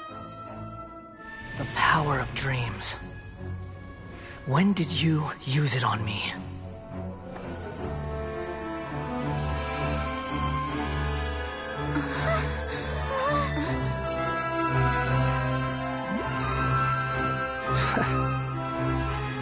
You can't even defeat me in a dream. What do you hope to achieve with this little trick? Come, Traveler. Just like before. Allow me to awaken the memories in your dreams. All that battle experience! It's more than that. Compile everyone's wisdom in the name of the Archon. That is the original function of the Akasha. I've sent everything that happened just now to the people of Sumeru in the form of knowledge. I've asked them to help you find a way to defeat the false god.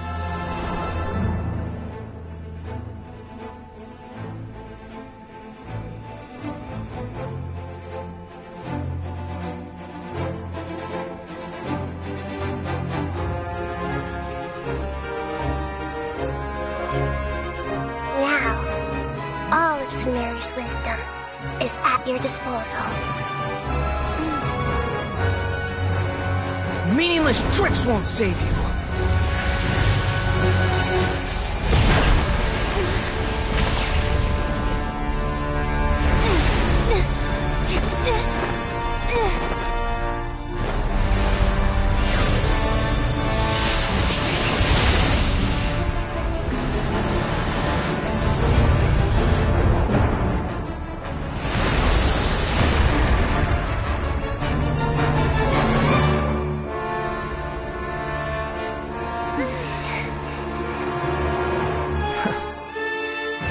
Are you done with your tricks? Can I finally take this as a real battle between gods? I'll leave this to you. The first sage of Lure. 1,000 eons, mine to dominate!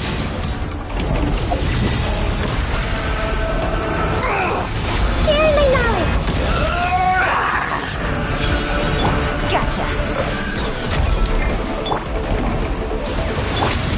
Kneel! Here!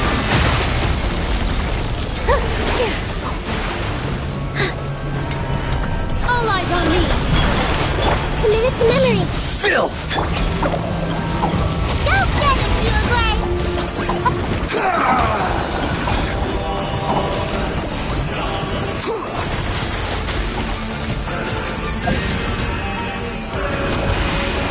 Burn to oblivion!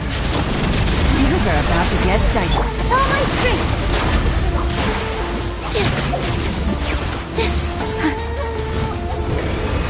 Reality is pain!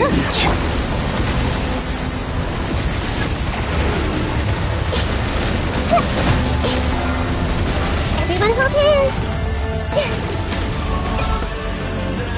Good riddance, cruel world.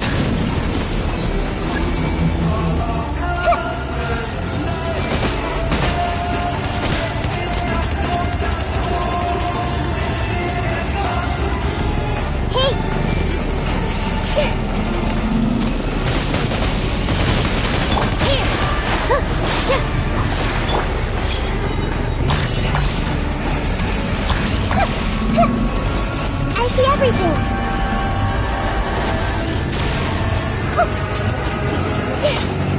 This way hurt a little.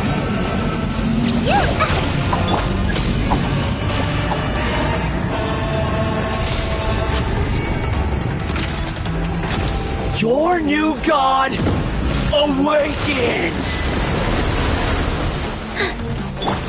Now, your eyes have been opened.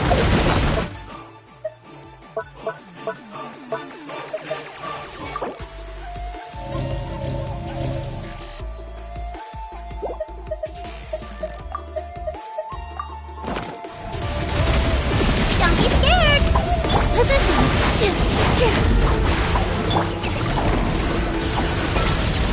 Kneel!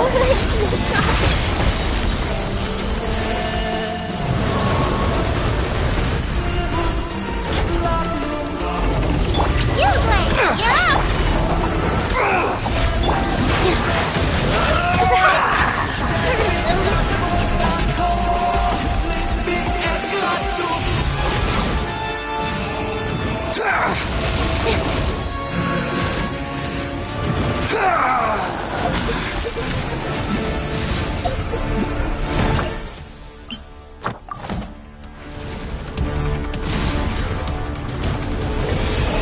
Reality is pain! With all my strength! Grow! Don't be scared! The Temple of Wisdom!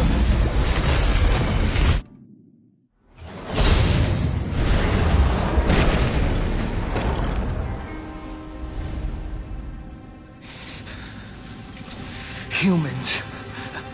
Filthy humans.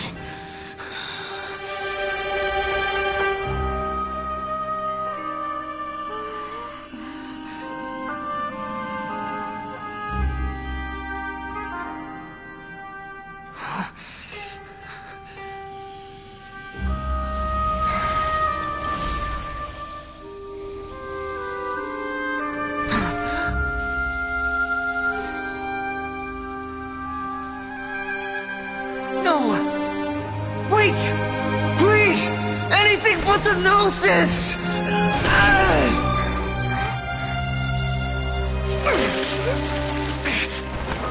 That's mine! Don't even try!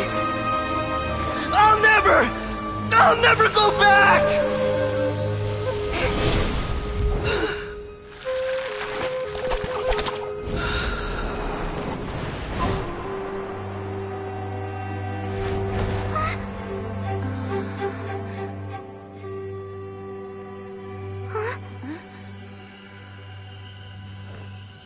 We haven't yet found the answer to the most important mystery. Irminsul is still waiting to be saved.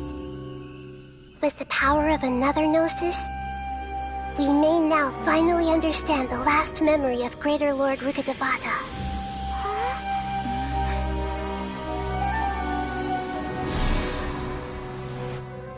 This is...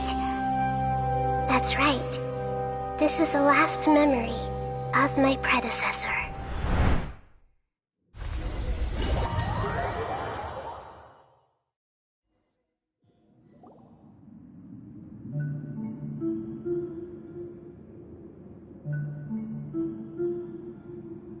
Huh. This sure seems very different. Yes, that is our destination. But I didn't expect the remaining consciousness of Greater Lord Rukkhadevata to be as polluted as this. Forbidden knowledge? It seems you know about a concept that even I don't completely understand. Could you tell me what you know?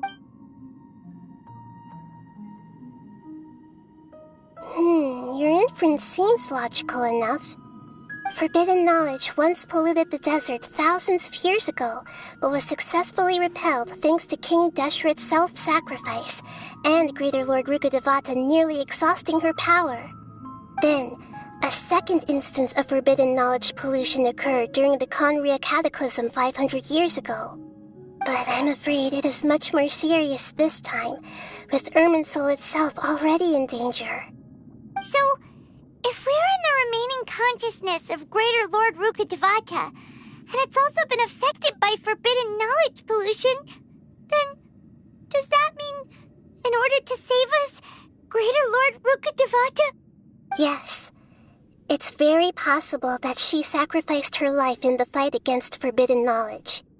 She didn't completely eradicate forbidden knowledge, but if it weren't for her actions, the pollution would have been far more rampant over these past 500 years. The way that everyone, including me, has forgotten everything about forbidden knowledge may very well be due to her restoration of Irminsul. Aww. Do you feel sad, Nahida?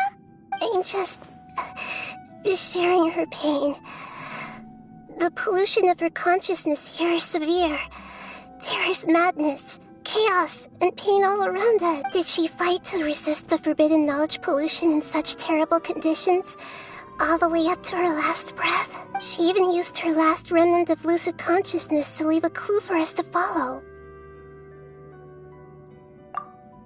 Yes, her words were distorted by forbidden knowledge, so that's all we could hear. But now, we have a chance to find the answer to this mystery. We can cross the polluted consciousness until we found the right path to meet with our lucid consciousness. And then, we'll let Greater Lord Rukkhadevata tell us the truth in person. Each of us need to be mindful of the state of our own consciousness while we are even with the Gnosis' protection. We must always keep a clear mind. Don't worry, it should be easy enough for you to keep that mind of yours clear, Paimon. Let's go.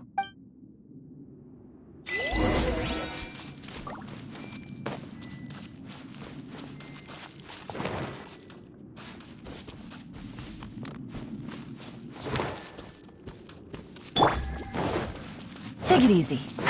Are we in the air? And why is there a huge boat? That's the boat of consciousness, which symbolizes reason here. Its course is the direction... Wow! What are these? The monsters seem to have been affected by them.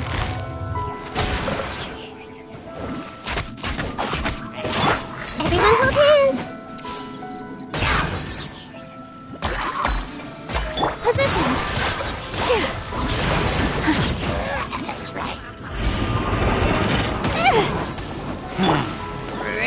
Sharing my knowledge. Committed to memory. You great. Here comes the catch. Grow, grow, grow.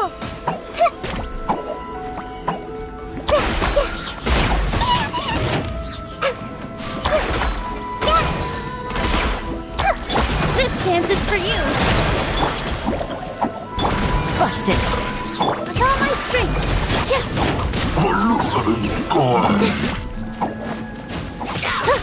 This might hurt a little. Yeah.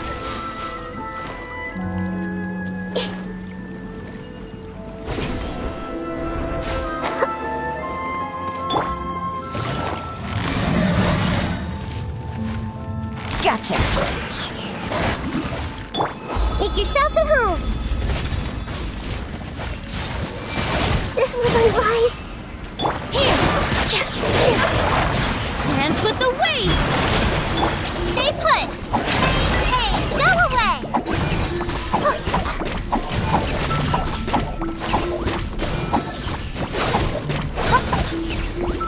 Busted. Take it easy. Look! Swirling stitches have appeared in the sky!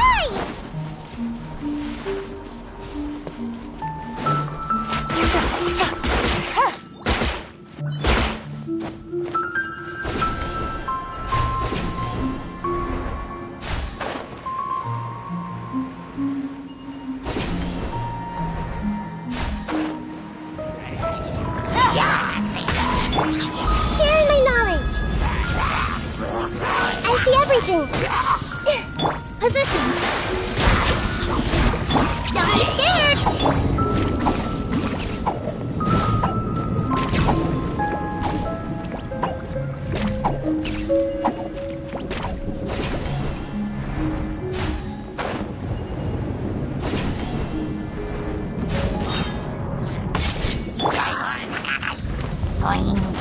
Hey!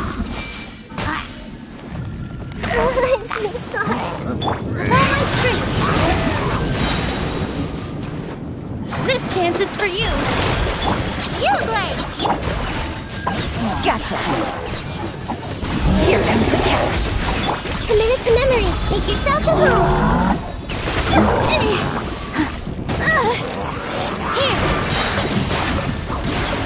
To control the boat of consciousness, you need to find the helm first.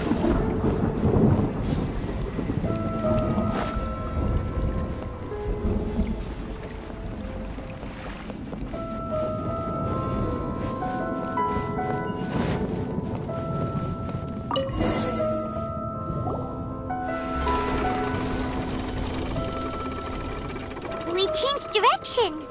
Are we still going the right way, Nahida? Judging from the current route, the boat of consciousness will soon take us out of here.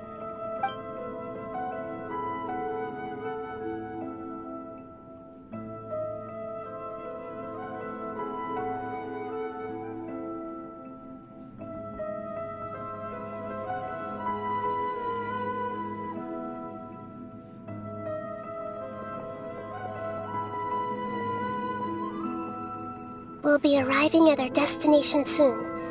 How are you feeling? Are your minds still intact? Huh? But everything's been... Hopefully there won't be any more interruptions. This time, we should be able to meet... Are you saying you've never met Greater Lord Rukkhadevata before? No. It seems that my birth and her death took place at the same time. Otherwise, I think she would have given me a little more guidance. And I could have done a better job. Hey, you've done a great job, Nahida. Let's get out of this creepy place.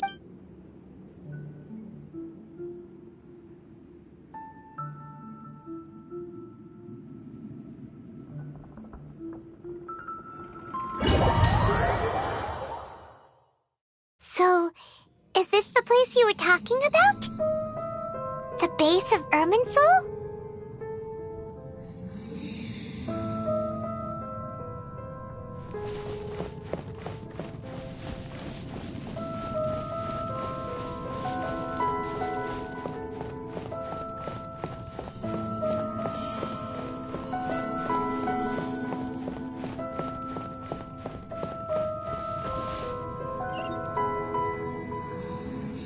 Well, this is the place.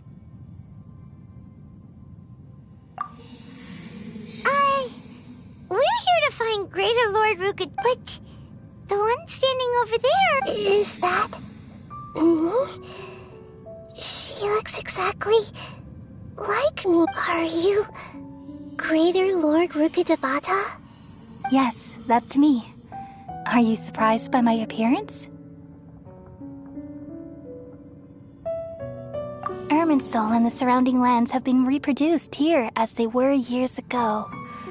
But this is just a realm of consciousness. We are manifestations of the same nature. Hence why we would appear exactly the same.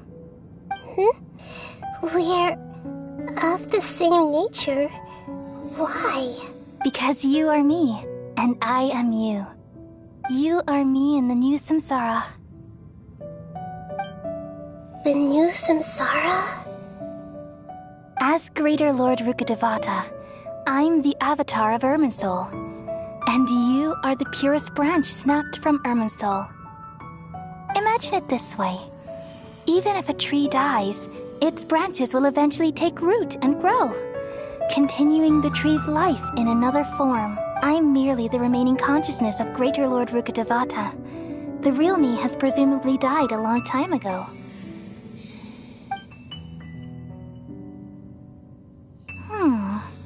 Judging from your appearance, I've probably been dead for 500 years. But you're finally here. My new self in the samsara. If this is true, then am I going to be a great Archon like you someday? Though we share the same nature, our fates are bound to be different. All things have their own fate. When a branch grows into a mature tree, it won't be the same as the original tree. That's why fate is the ultimate knowledge, isn't it? That's a great insight. Yes, very good. It's also precisely why you won't become like me. Really? But perhaps you may become an even greater Archon than I. I already see a determination in you that I didn't possess in my time. And the future that it leads you to will be yours alone. Along with the blessings from your past experiences. Don't worry. The growth of wisdom is like that of a plant. You only need to wait quietly for the flower to bloom. Come to think of it, the sages never had the faintest inkling of the meaning of wisdom. Thank you. Nothing makes me happier than discovering that the Archon I always admired was in fact myself in another fate. It's so nice to speak with you, Greater Lord Rukkhadevata. I've always wanted to meet you. The feeling is mutual. From the moment I snapped the branch off Irminsul and created you, I've also looked forward to talking with you. Could you tell me why you wanted to create me? And what exactly happened when you died? Ah, I see. You're here seeking answers, right? Everything that day, even the sky itself, changed into a color like this. At that time, the seven were all summoned to the nation of Conria. Except for me. I had a more important task to attend to. I had to protect Irminsul. The disaster occurred together with the pollution of forbidden knowledge. At that very moment, with my consciousness connected to Irminsul, I sensed something was wrong. The pain started to torment my mind. By the time I reached Irminsul, it was already displaying signs of corruption. Had I not repelled the pollution of forbidden knowledge with King Deshret thousands of years ago, I might have felt even more hopeless and lost. So what exactly is forbidden knowledge? It's a kind of knowledge that doesn't belong to this world, and a form of truth that can't be understood. It came from the very bottom of the abyss. Even I could never understand it. The world is constantly rejecting it, leading to all kinds of bad phenomena. If we allow forbidden knowledge to pollute Irminsul, I'm afraid the entirety of Tevat could fall apart. So, there's knowledge that even the god of... At that time, I knew I couldn't repel the forbidden knowledge which is why I created a device that compiled human wisdom and named it the Akasha. It's truly the world's most amazing invention. Thank you. For a long time, I thought dreams were the fruit of human wisdom. Though it was selfish to do so, I borrowed people's dreams using the Akasha. Then I compiled their wisdom and all of my own power. Well, did it work? Thanks to the wisdom of the people of Sumeru, almost all the forbidden knowledge was cleared from Irminsul. But things didn't go as smoothly as I thought. I had a terrible headache, which gave me an uneasy feeling. And then I remembered that my consciousness was also connected with Irminsul. It brought me knowledge and wisdom, but vile corruption as well. From the very beginning, my existence had been polluted by the forbidden knowledge.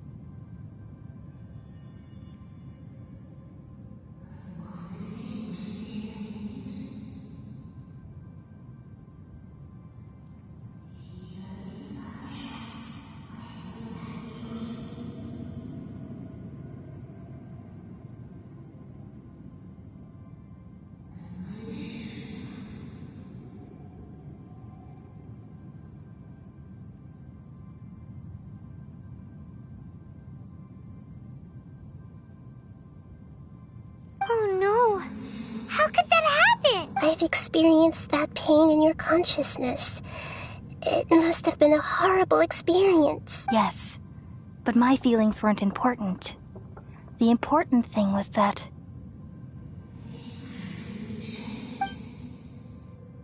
even if I died, my existence and everything related to me would continue to exist in Irminsul as memories and knowledge, meaning that the forbidden knowledge couldn't ever be permanently eradicated. And there's no way for me to eliminate myself. It would be a sort of paradox.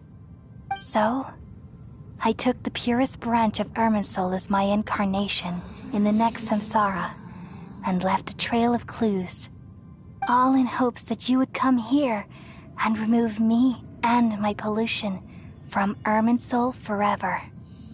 Wait, no, I can't. So you realize what that implies. You are very smart indeed. Irminsul has all the knowledge and memories of this world. And as you've realized just now, removing me from Irminsul means I essentially will never have existed in this world.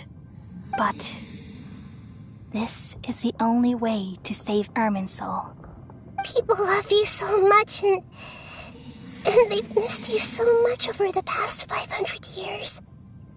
I am exactly the same. So how can we just forget you like this? Is there really no other way? There must be something else I can do. You're the god of wisdom, Boer. You should know that there is no other way. But this is so cruel. I don't want to forget you. No need to feel so sad, Boer. As someone who delights in wisdom, you should feel joy at finally finding the answer. These are the words in their entirety. The answer you've been seeking all along. Let the world completely forget me. We all nestle under the great tree of wisdom, peering out to perceive the world. From the earth and from the rain, we perceive its wonders until we become a white bird to perch atop a branch and finally snap off the most important leaf. Once upon a time, I alone dreamed in this world. In my dreams, everybody would also dream after they fell asleep. Wild and wonderful thoughts would emerge from their minds. Some tumbled to the ground, and others floated to the sky, connecting all things in the world into one dazzling net. Among a plethora of worlds were numerous smaller worlds, all of fate, finding within the tapestry their brilliant glow. I gradually understood that these indescribable and constantly changing things are the most profound things in the world. Only they can completely repel the madness. Only dreams can awaken consciousness from the deepest darkness.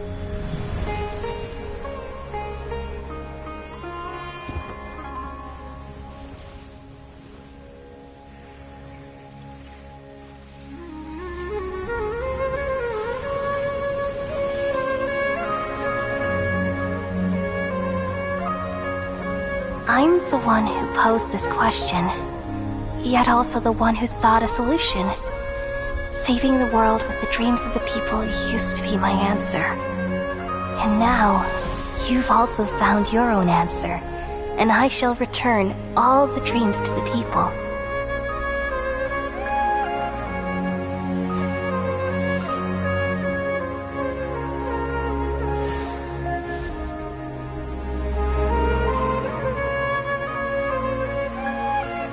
Goodbye, people of Sumeru. May you be blessed tonight with the sweetest of dreams.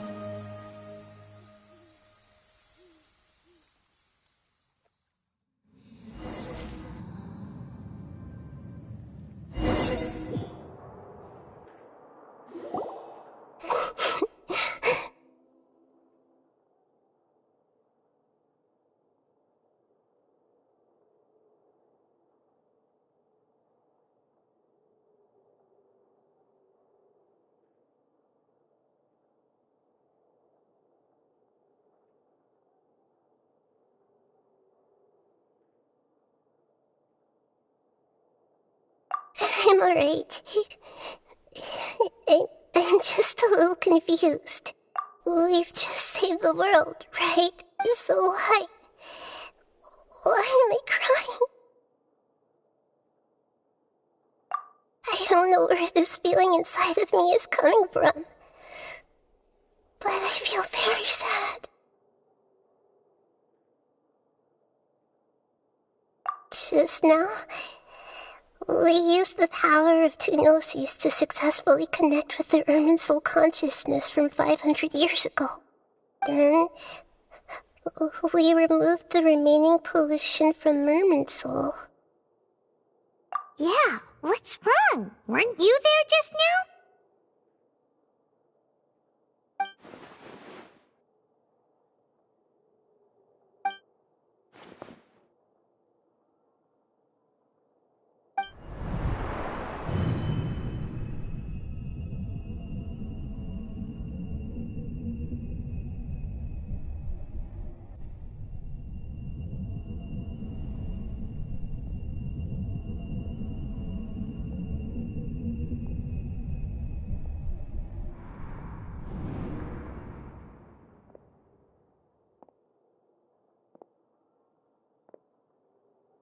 Huh? That sound. Traveler! Paimon! I've been waiting here far too long. But finally I have the chance to be alone with you. All the precious time I wasted has finally paid off. The doctor! What have you done? Just a type of sound wave that can quickly put defenseless people into a dream. As I expected, it doesn't have any effect on gods. This is the only thing of interest I found among the sage's research. I thought I'd take it for a little spin. Don't worry. I know you would never forgive me if I actually killed them. I'm here to negotiate with you. Naturally, I won't do anything dangerous that could potentially damage our relationship. Negotiate with me? I heard you had already left Sumeru. Why are you here again now? I left Sumeru, but I also stayed in Sumeru. Even the God of Wisdom is restricted by the habits of cognition. How disappointing. You mean there are many different versions of you in this world? An astute guess. Even the same individual will have different cognitions at different ages. A long time ago, I made a major decision in hopes of preserving all my perspectives of how I observed the world. Observation is the first step of any experiment, but observing the current world doesn't satisfy me. It lacks an important dimension, that of time. So I saved segments of all my ages and made them into independent individuals. That's all there is to it. Indulge me. How does the God of Wisdom find my method of seeking knowledge? It's an insult to the very concept of life. Life inherently has many rules and restrictions, each with its own significance and reason to exist. They can't be broken on a whim. Good. Amazing, even. Indeed, it's difficult for humans to make peace with themselves, not to mention oneself from a different period. Since you were in the academia, why wait until now to show up? You could very well have stopped us and helped that fake god. Simple. Let me ask you this. Would any staff member ever help the subject in the middle of an experiment? It was my experiment.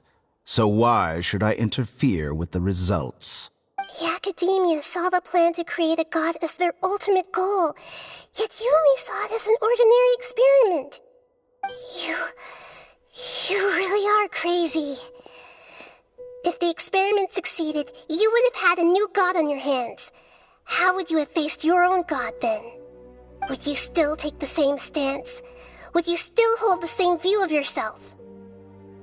I'm first and foremost a scholar. These results should be left to the judgment of the hypothetical me confronted with that outcome. But you're right. And that's exactly why I'm disappointed with the conclusion of this experiment. As an individual, you don't have any sense of belonging. You seem to have even fewer convictions than a typical scholar. Oh no, I certainly have my own convictions. They just don't fit your standards, that's all. All right, that's enough conversation for today. The experiment is over, and it's time to tidy up the equipment and reclaim any useful materials. For example, the Gnosis. Lesser Lord Kusanali, you're an intelligent Archon. I'm sure you understand the disparity in our combat abilities at this time. Besides, you have no way to use that Electro-Gnosis in battle. Didn't you say you were here to negotiate with me? Somehow, it's starting to seem like you intend to take it by force now. I'm merely stating a fact. After all, I'm also a scholar. Naturally, I hope to show proper respect and dignity to the God of Wisdom. Your hypocrisy is built on absolute confidence. I understand your scheme, but... what if I were to destroy the Gnosis now and awaken the heavenly principles? Awaken the heavenly principles? Do you think that's really possible? The heavenly principles have been silent for many years, but the Gnosis are symbols of their control over Teyvat and all the laws. Will the destruction of a Gnosis attract the attention of the heavenly principles? And if so, how do the Fatui plan to deal with the consequences? Do you dare to gamble such a possibility with me? Gamble? How surprising. I thought you would show evidence or use rigorous reasoning to prove your point. The word gamble is the last thing I expected to hear from the God of Wisdom. But this is a clever move. You must have seen through me when I first captured your consciousness.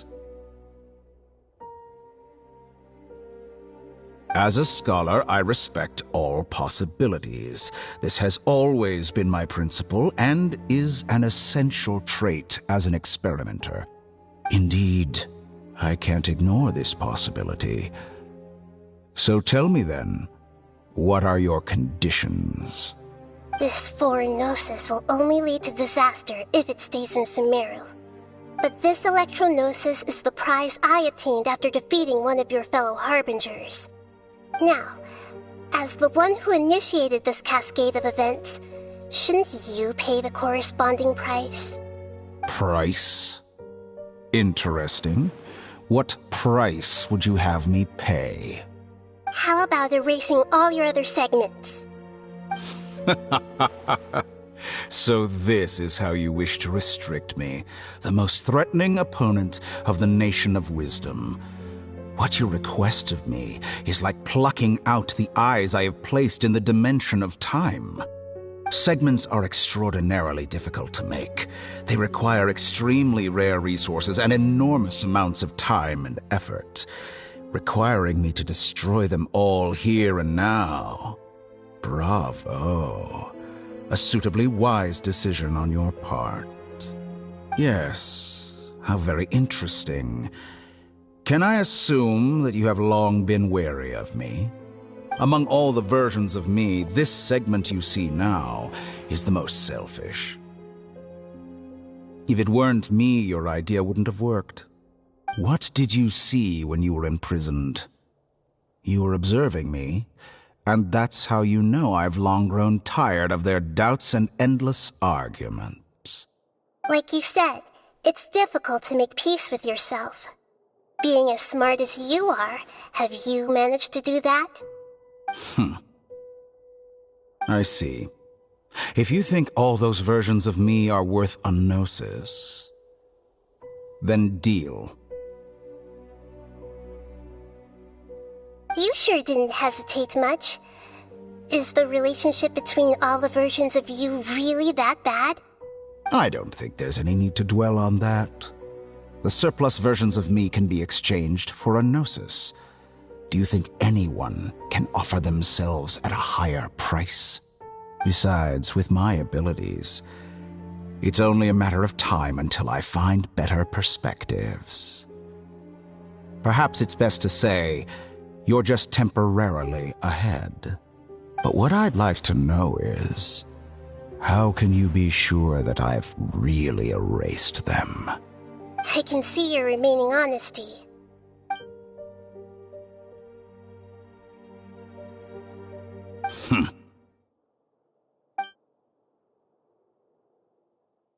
What a ridiculous decision! You can't be serious! How could I have been so short-sighted? You think this is the end? Wait, I'll have my revenge! You'll make Good this moment riddance. count. You will regret this! Well, have you confirmed that it's complete? Here, take it. The future of Sumeru City will be in my hands alone. I will shut down the Akasha and let curiosity and the thirst for knowledge drive the realm of academics once again. There won't be any further gaps for you to exploit. It truly pains me that my academic achievements have never been appreciated in my homeland. Of course, I have no interest in being rejected by this city for a third time. Another chess piece. And where is your dendronosis? Don't be greedy, Harbinger of Snezhnaya. No, this is a different transaction. If you intend to turn off the Akasha anyway, then there's no further use for the Gnosis of Sumeru, is there? Besides, isn't it the Archon's duty to deliver what's desired of the Seeker? Oh, judging from your expression, you don't seem to find the idea very agreeable. Then let's think of it this way. Since you're the god of wisdom, how about I exchange some knowledge with you? People exchanging knowledge with the god of wisdom is the stuff of legends. Yet here you wish to exchange knowledge for the god of wisdom's property. Arrogant as that is, it has piqued my interest. Let me ask you, have you in all your mighty knowledge ever heard the rumor that the skies of Tevat are fake? Huh? That's the secret hidden by Irminsul concerning the truth of this world.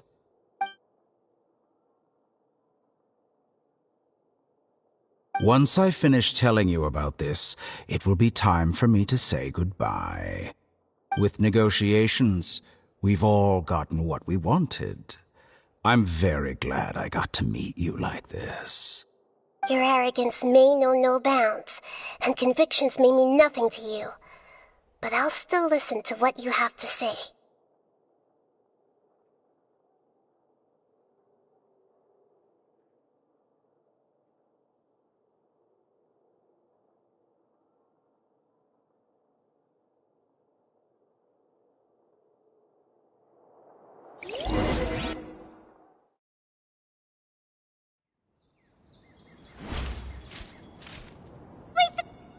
Together! Okay, wake her up.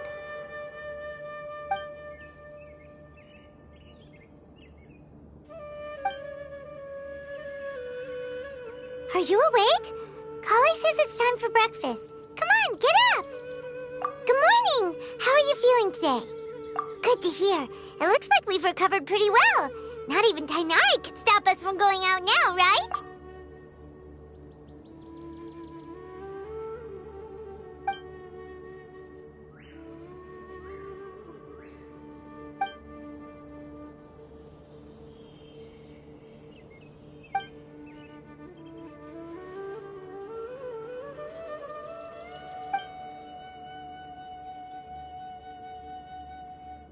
Come on, Traveler, let's go!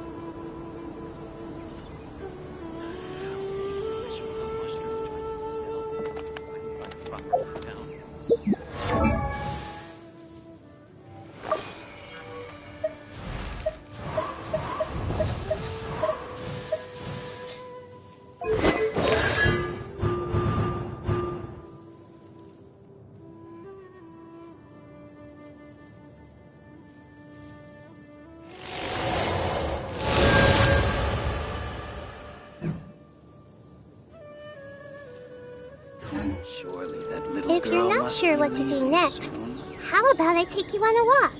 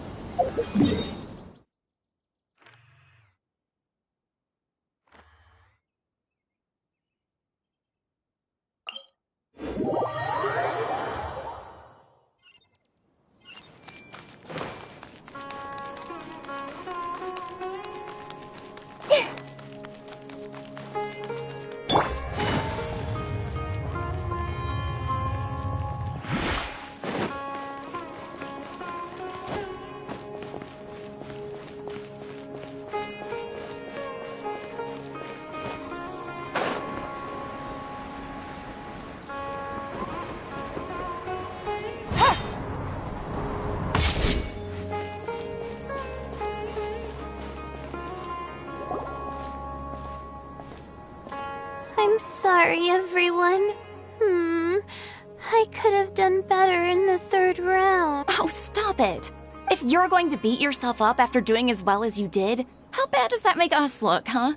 Heck, it's not like any of us had the guts to enter the championship. I didn't see the whole thing, but you were the only contestant who scored points in both the first 2 rounds, right? And I heard that you actually found the diadem first in round 3. You came so close to winning the competition. I just got lucky, I think. That can't be true. You had some really stiff competition out there. The renowned Tainari from Amorta, even Sino the General Mahamatra was getting points off them is a huge achievement. The way I see it, people aren't exaggerating one bit with the nicknames they give you. You are a genuine genius. Aw, thanks a lot. But I really don't think I qualify as a genius. In the second round, for instance, I dozed off and somehow found myself beside the device when I came to. Ah, come on, don't be so hard on yourself.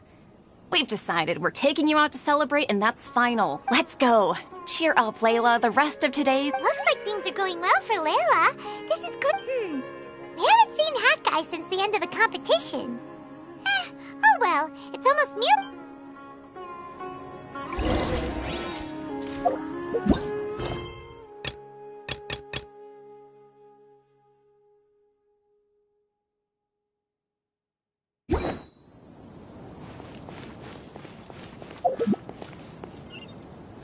Maybe first we should figure out which Gershon is for now. I'm really hard.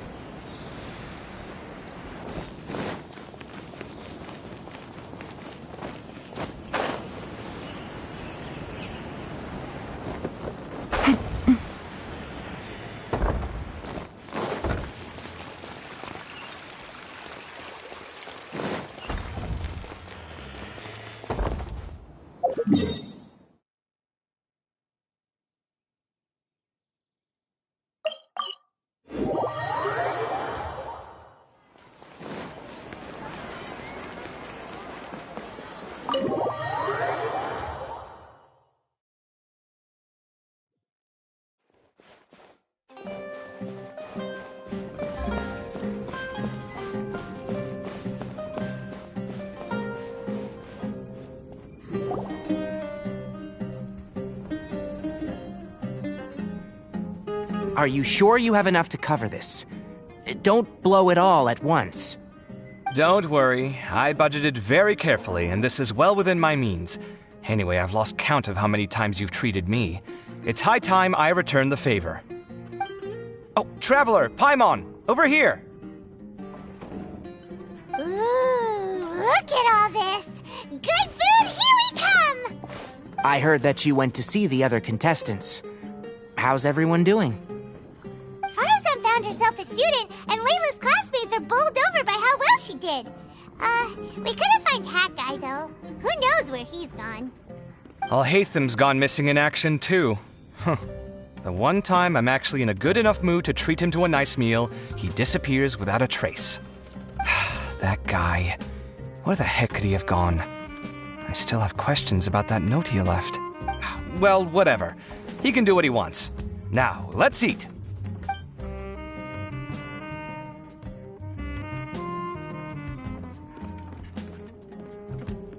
You shocked me a little when you hurled the diadem to the ground. On further reflection, of course, it made sense, but at the time I was expecting at least some amount of deliberation. Sachin's voice started talking to me inside my head from the moment I picked it up. I could feel his emotions, too. It was a mix of despair and horror swirling around inside my mind. He bombarded me with his ideas relentlessly, like he was trying to brainwash me. It gave me a splitting headache that only got worse as he went on. Like I was saying at the time, his views are not necessarily completely without value. But if all his research does is lead to misfortune, then we're probably better off without it. If his forbidden research were to spread in a harmful form and cause people to suffer, the Mantra would step in and ban it. I think you did the right thing. I suppose another way to approach it would have been to claim that you agreed to inherit his research, but give up the research as soon as you've inherited the wealth. But that wouldn't have been your style. I won't comment on his theories or experiments, but I don't believe that he was careless in his choice of candidate. He chose you. That means he knew what he was doing. Perhaps. I just think that if you accept someone else's things, you should honor their wishes. That's a good thing. It means that you have integrity. Thank you, oh my god, thank you.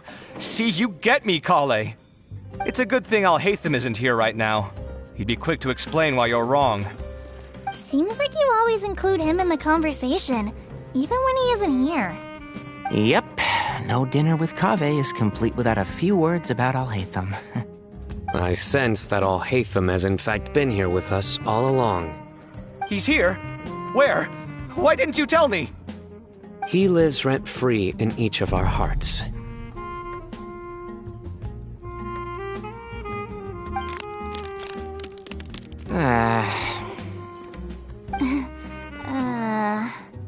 Oh, that was horrifying.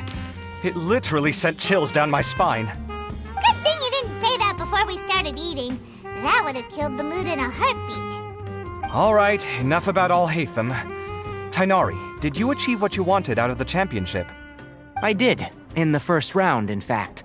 Word of mouth proved very effective. I spoke to a handful of people, they told their friends, and so on. Now, a record number of people have signed up to attend the next lecture. Oh, are you free next month? You should come along, maybe even say a few words. About what? I don't know the first thing about anything Amorta-related. Just play to your strengths. For instance, you could talk about the distinguishing features of rainforest architecture.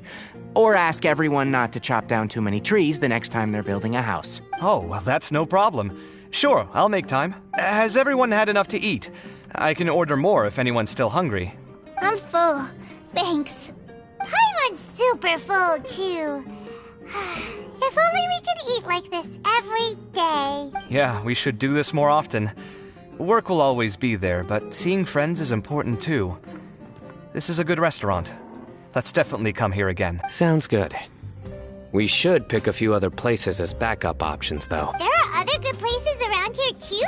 Oh, don't forget to invite us if you go. There's nothing we love more than good food. Kave, do you have plans after this? I was thinking of maybe going to the academia for some alone time. Nothing set in stone, though. Why do you ask? Since everyone is free, why don't we play a few matches of Genius Invocation TCG? Eager to show off your new limited edition card, are you? Not to show off. This is my way of thanking you for your help. Only my best friend will have the honor of seeing this card's debut play. Alright, sure. I didn't bring my deck with me though, so I'll need to borrow one. Actually, Master, I made a new one a few days back. Don't tell me you've been spending all your study hours playing cards. Come on, no need to be so stern. They do say that your innate interests are your best teacher, don't they? Since everyone is free. Eager to show off your new... Not to show off. This is my way of thanking you for your help. Alright, sure. I didn't bring my deck. Actually? Don't tell me you've been... Come on, no need to be so stern. They do...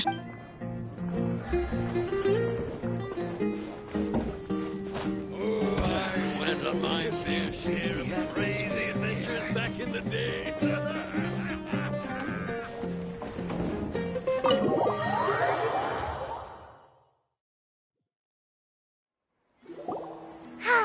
Well, it looks like this Inter-Darshan Championship's a wrap. All that stuff with Sachin and the diadem got sorted too. Oh, right. Yeah, Sachin said that he placed his research materials at somewhere beginning with... But Kaveh smashed the diadem of knowledge before he could finish. It might be dangerous if someone finds his old research stash, right?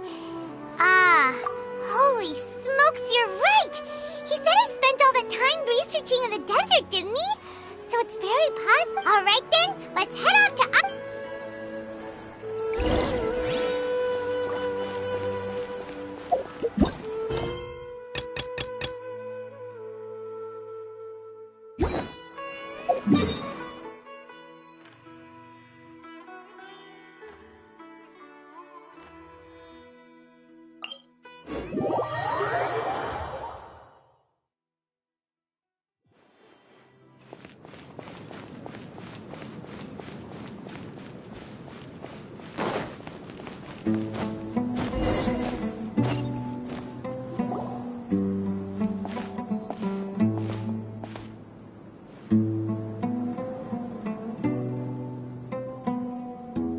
Didn't expect to run into you here.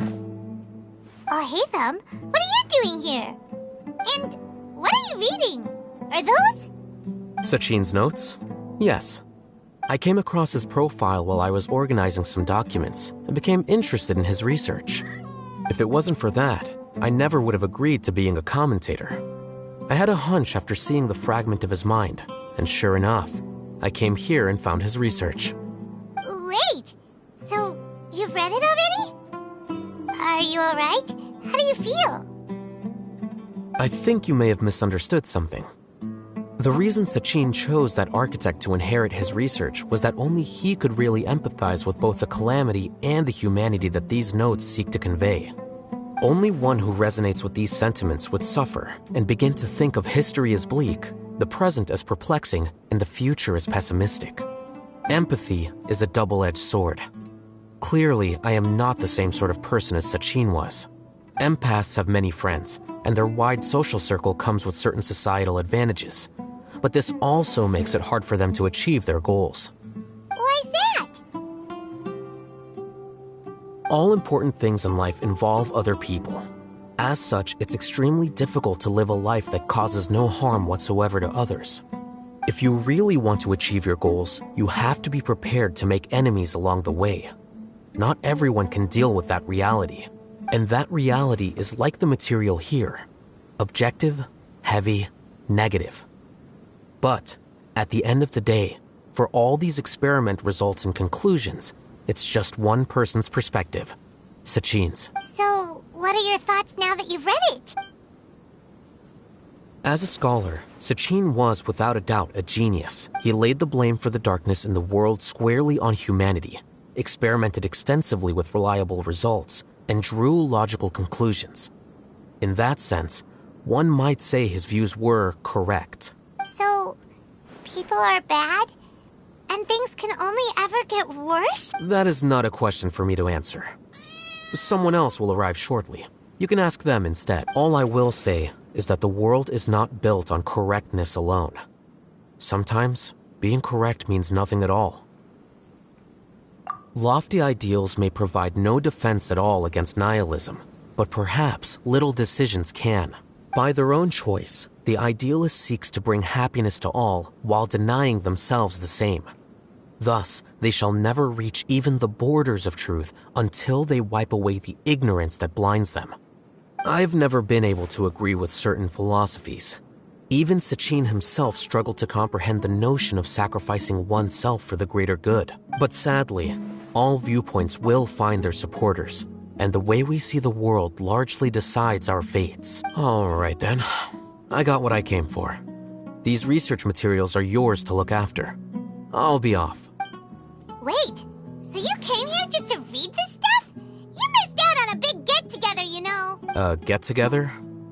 Ah, yes, that makes sense. This is a good opportunity for that sort of thing. Guess what? Kaveh treated everyone this time. Then I'm sure he packed up the leftovers for me. See ya. And there he goes. Well, it seems like he really wasn't affected by this research. He said that someone else would answer our questions.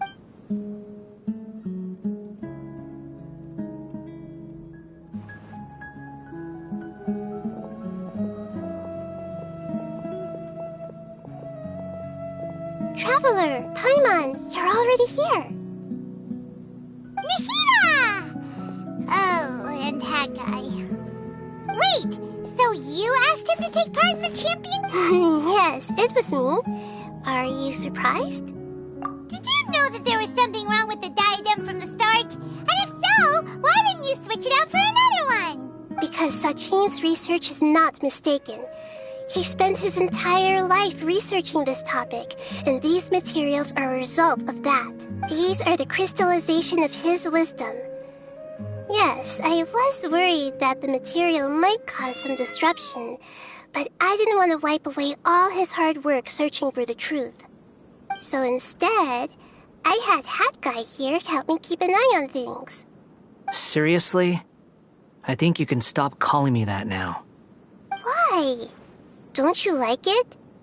Well, anyway, if Sachin's chosen successor hadn't been able to handle his research, or if it had brought pain to more people, he would have intervened at a suitable moment. And after all that, the person Sachin chose turned his nose up at his life's work. Pretty hilarious. I was also hoping that this could be an opportunity for you to learn how to interact with people normally. But it looks like that didn't work out. That wasn't necessary. I'm still paying you back for your help. And the last thing I need is more reasons to be indebted to you. Nahida, what did you mean by Sachin's research is not mistaken? Put it this way instead. Truth to me is like a shroom boar. Some people only see the mushroom on the shroom boar's back, and they conclude that the shroom boar is a mushroom. Others see only the shroom boar's body, and they declare that the shroom boar is a boar. Still others look deeper inside, and determine that the shroom boar is meat.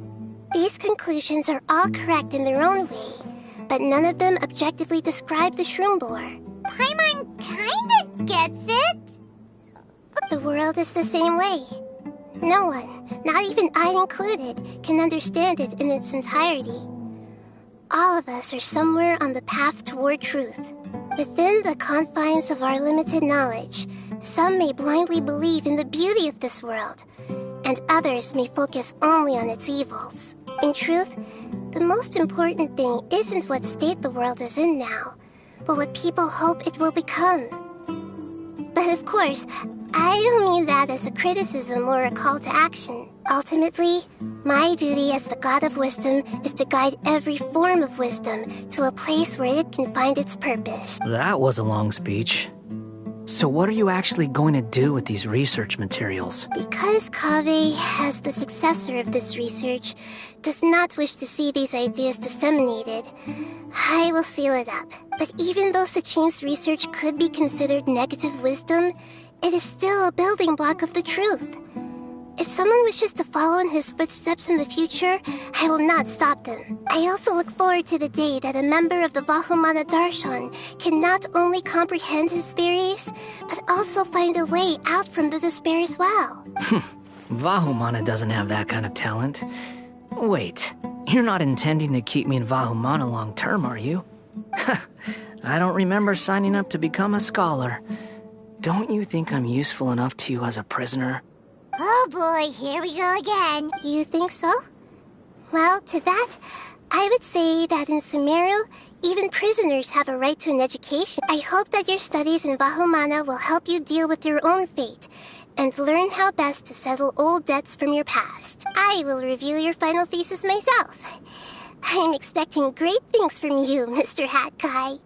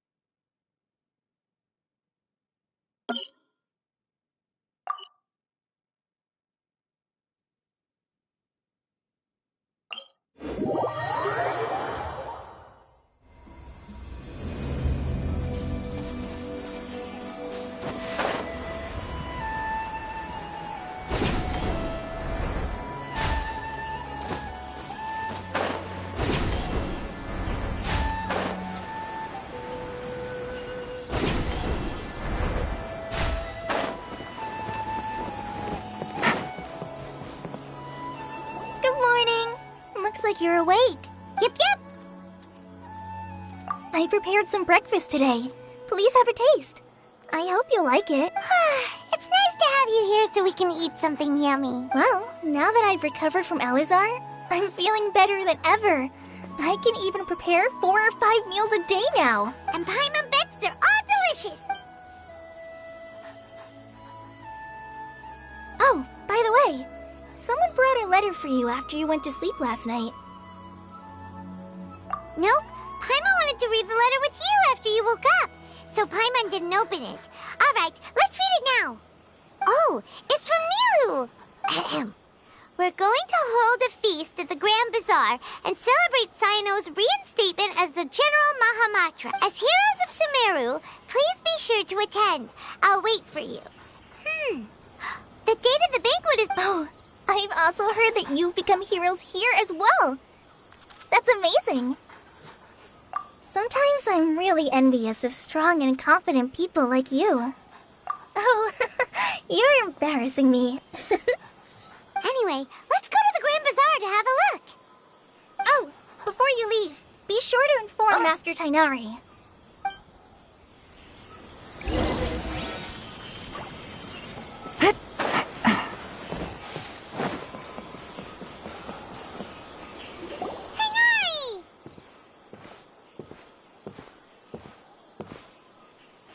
Ah, good morning. How do you feel today? We feel much better. How about you? I'm recovering well, thanks for asking. But from the looks of it, you seem to be already busy with work again. It's fine. I'm not that busy, really. The Elazar patients have recovered, as well as Hypatia. For now, I only need to tend to my Forest Watcher duties. It seems once Irminsul started getting better, everything else started to recover too. Yes, but there are still some residual effects. The withering is one example. Though it won't spread anymore, the existing zones won't just disappear. We forest rangers will still need to do the work. By the way, we have some good news. Sino got his position back. This news is hardly new.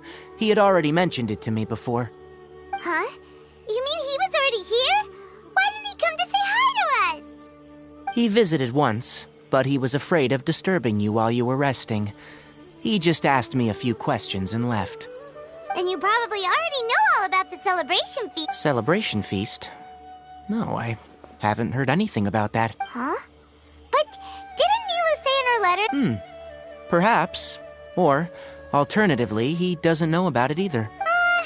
Come to think of it, Sino doesn't seem like the type who'd enjoy a celebration feast. You and Kale are both Sino's close friends. Kale has taken over some of my tasks these days. I don't think she'll have time for it. Not to mention me. You see, some VIPs have come to the forest recently. Huh? VIPs? Well, technically speaking, they are former VIPs.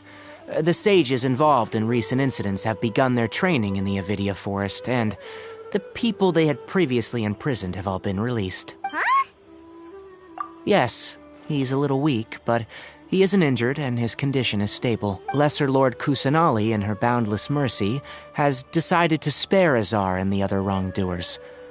Supposedly, they were ashamed of their shallow ideologies, and have decided to dedicate the rest of their lives to cultivating wisdom in the Avidia Forest. When they learned that Lesser Lord Kusanali had defeated the Balladeer and saved Irminsul, they were shocked at first, but also became happy, feeling that the sacred light guiding them on the path of discovering wisdom had begun to shine once again. As a result, work has increased for the forest rangers. That sounds really exhausting. There is nothing we can do, really. But that's another topic. Back to the matter at hand. Are you two planning to head out? Ah, right! We're here to request permission to head out. Would that be okay? You've recovered well. You may go. But be careful. Yay! Will do!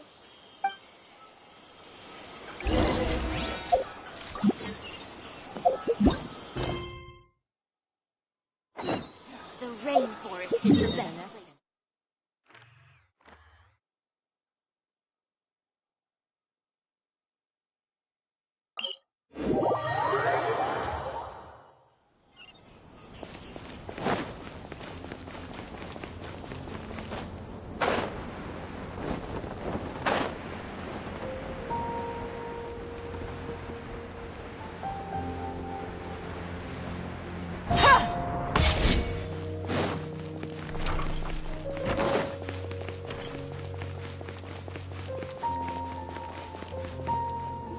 Well, there won't be any problems if the feast starts at that time. Everything has already been prepared. Mr. Zubair, I finished tallying things up here. Well, except for the guests. Is a simple reply really that much to ask of our guests? It's affecting our arrangements. Oh, it'll be fine. Besides, it never hurts to get things ready in advance. I was thinking the same thing. The feast will be held sooner or later, right? Hey, Nilu! Traveler, Paimon! We got your letters, so here we are! You're the best! The other guests haven't even replied yet. Huh? Are we the only ones that have arrived? Yeah, I had someone deliver letters to all of our guests. But maybe everyone is still busy with other things. Look, I get it. Sumeru is in an extremely important period of transition right now, but even if your friends are important figures, they shouldn't just ignore your request like this. Nilu is Sumeru's #1 celebrity, after all. You have no idea how happy I am to talk to people with good taste. If you consider enjoying Nilu's dances having good taste, then almost everybody has good taste. Because Paimon thinks everybody will love her performance. That's right. We all think she's amazing too. Nilu is an absolute favorite among those of us who frequent the Grand Bazaar. For Outlanders, you have a great eye. Master Zubair, let's have a vote for the most outstanding audience members next time. I think these two may win. Nonsense! It is not for us to determine the value of an audience. But indeed, we could try giving gifts to people with particularly good taste. I heard there's a device in Fontaine called a camera that can record people's appearances as pictures. Such pictures would make superb gifts. Ooh, good idea. I wonder where we can find one. You guys are so funny. There's really no need for that. I'm satisfied just being able to perform here. There's always a lot going on at the Grand Bazaar. Yeah, and that's why I love it here. Traveler and Paimon, could you help confirm if the letters were actually delivered? If for some reason they didn't receive the letters, then please tell everyone. Yeah, we can also check out how everything in Sumeru is going now. When I wrote the letters, I heard that Dean asked for Sino. We've only heard that he appears at the Academia from time to time. I'm not too sure about Ramon's whereabouts. My guess is that he's with Dia. As for Dunyarzad, I just hope she's feeling better. I sent her a letter, but I was afraid of disturbing her. If you have time, please ask about her for me. Okay, got it. Let's go, Traveler.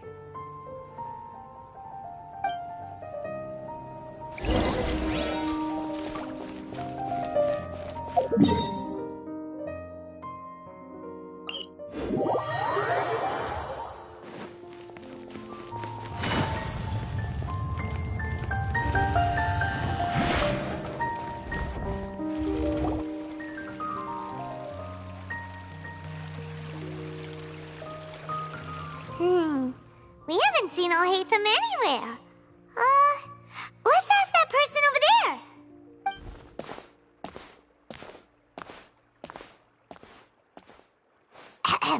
Hey there, have you seen Alhaitham around? Yes, it seems Scribe Alhaitham has gone to the House of Dana. You should be able to find him there. But you're already the second group of people I've seen looking for him today. He must be quite the busy man. Oh? Who else was looking for him? Mr. Cavey was just here asking about him. You wouldn't believe how terrible their relationship is. And now you two are here. Don't tell me everyone's here looking for gossip about the sages. No way! We're strictly here on business. Ah, I see. Sorry, I thought maybe everyone's as interested in rumors about the sages as I am.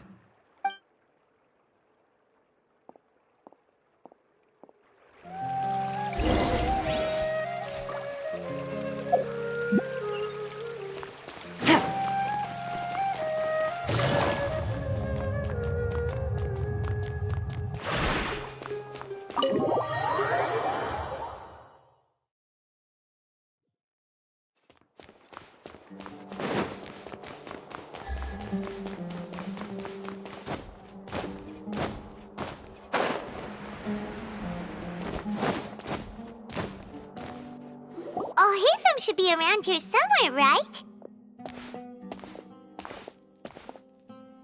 Oh, he's over there! But it looks like he might not have time. Just put down that worthless book and tell me what happened in the Academia. This is not just some worthless book. Do you have any idea how difficult it is to find a physical book like this in Sumeru? It doesn't matter. It's probably just another thing that you used your authority to get your hands on anyway. Just put it aside. Listen, I came back today only to hear that the sages have disappeared. Oh, you sound surprised. I thought you would already know the inside story. Would I be here asking you if I knew? You're the scribe, not me. So just tell me what you know already. Well, I almost became a sage.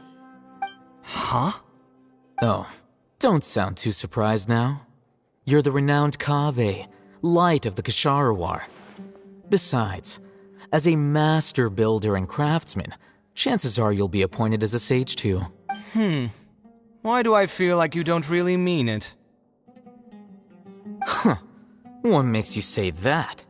Why would you question my heartfelt sincerity?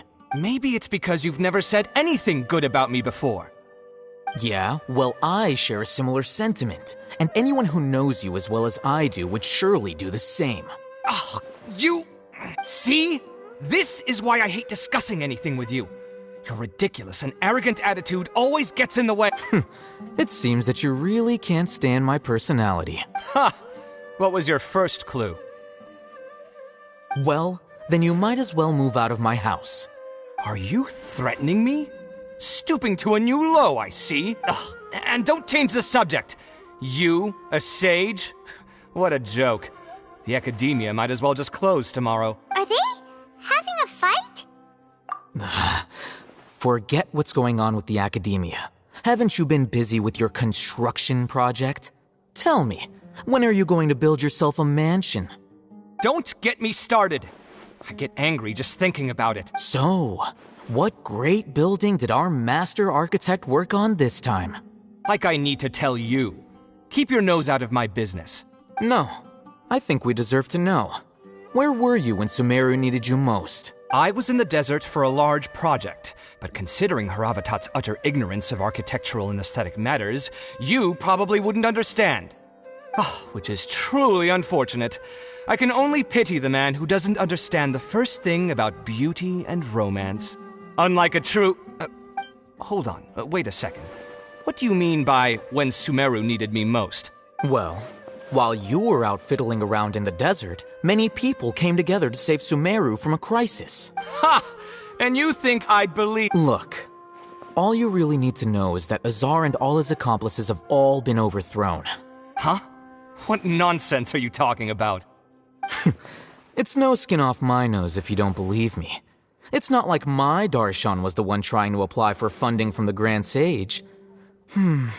Yours, though, on the other hand... You know what? I'll ask around. I'm sure someone knows what's going on here. You're dead if I find out you're lying to me.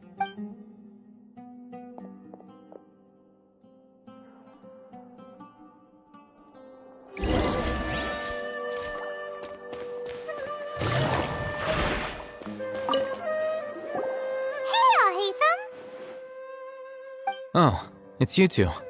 What's the matter? We're running some errands for Nilu. Have you received her letter? Letter? Nilu said she sent out a letter inviting everyone to a celebration feast in 2 days at the Grand Bazaar. We'll also be celebrating Sino's reinstatement as General Mahamatra. If she addressed the letter to all Hatham of the Academia, then the letter should have gone to my office. I've been busy these days, so I haven't had time to check for any new mail at my office. I only now have some free time to attend to personal matters. Have you always been so busy with your work? Of course not. I'm only busy these days because several sages have been dismissed recently and the whole academia was practically turned upside down. Tainari told us they all went to train in the Avidia Forest. Apparently they will spend the rest of their lives there. That is already the best possible ending for the likes of them. 4 of the 6 great sages were possessed by their desire for power and attempted to create a new god. In order to pull it off, they even imprisoned the other 2 rational sages. To imagine such things could take place in the academia. I don't know where to begin. Yeah, you're right. Feels kind of strange to hear them called that after all this time. But then again, the 6 great schools sounded pretty impressive too. Yes, at least that's how they're supposed to sound. It's said that when the Academia was first founded, the Dendro Archon herself established the 6 great schools, each representing one of the 6 different types of wisdom. Numerous Darshans have sprung up and faded. Only the 6 Darshans attaching themselves to the 6 great schools have stood the test of time and obtained permanent seats in the Academia. Now, the 6 Darshans are nearly synonymous with the 6 great schools, and the leaders selected for the schools are the 6 great sages. Among the 6 great sages, there is one central leader, the Grand Sage. Unfortunately, only the sages from Vahumana and Amorta remain now. They were imprisoned for opposing Azar, and were only rescued after Azar's downfall. So who's managing things in the other 4 schools now? Do they need to find someone new? Yes. Normally, new sages are selected based on a strict set of criteria. Oh, didn't you just say something about becoming a sage? If they pick you, then we'd have a huge connection in Sumeru. Yes, about that. You didn't let me finish my sentence. The person in charge of personnel affairs nominated me to be the Grand Sage in place of Azar and help Lesser Lord Kusanali manage the Academia. But I refused. Huh? But why? Can't you be a little more ambitious? I'm not even interested in being one of the 6 great sages. Like I said before, I don't like being a leader. Oh, all right. So are you busy these days trying to find others to take the job? That's not... I'm only responsible for handling important affairs within the academia before the new sages take office. And the first thing I'll do is reject Kasharawar's application for funding. By the way, who was that other person just now? Is he your friend? Do we look like friends? Paimon doesn't know. That's why Paimon's... His name is Kaveh, my roommate. You could say he's the representative for Ksharawar scholars. Which is exactly why he always has so many problems. So everything that's happened recently must be a huge change for the people of Sumeru. Such is the work of the Academia Scribe. Well, anyway, no matter how busy you are, since you are our planner, remember to attend the celebration feast in 2 days. Alright, I'll see you there.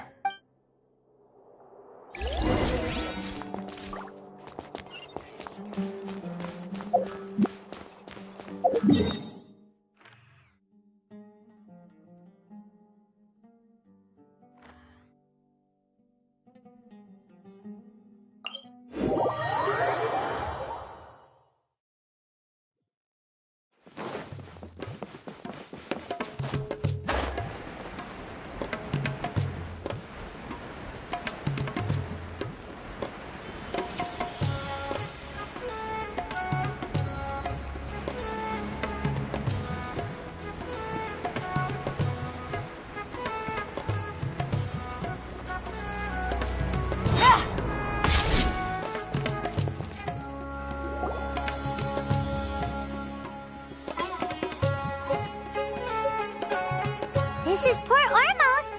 Now where could you... Is that Paimon I hear? Huh? Oh, it's been a while. How are you doing? Dinyarzad! It's been so long since we've seen you! I'm doing well. I can go as far as saying I have never been happier in my entire life. I don't know if you've heard, but Alizar has completely disappeared, and all the patients have recovered. You kidding? Knowing them and the connections they've got, I'm sure they've heard about it. Yeah! That's right. My lady is feeling better now, so I'm accompanying her for a walk. Why do you still call me that, Dia? You've already informed my father of your resignation. I guess I'm just used to calling you my... Resignation? Yeah, I might start losing my edge if I keep being a bodyguard for the Homayanis. You know that my parents and I are fond of you, and that we appreciate you very much. It wouldn't be a problem if you wish to continue to be our bodyguard.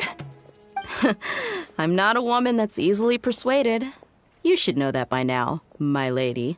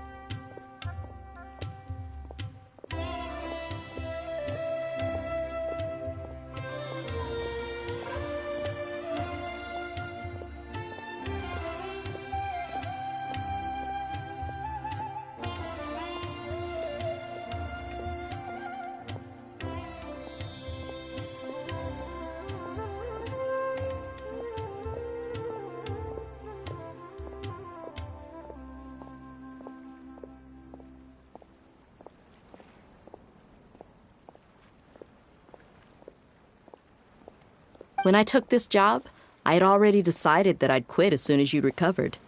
It's time for me to get back out there and chase that horizon.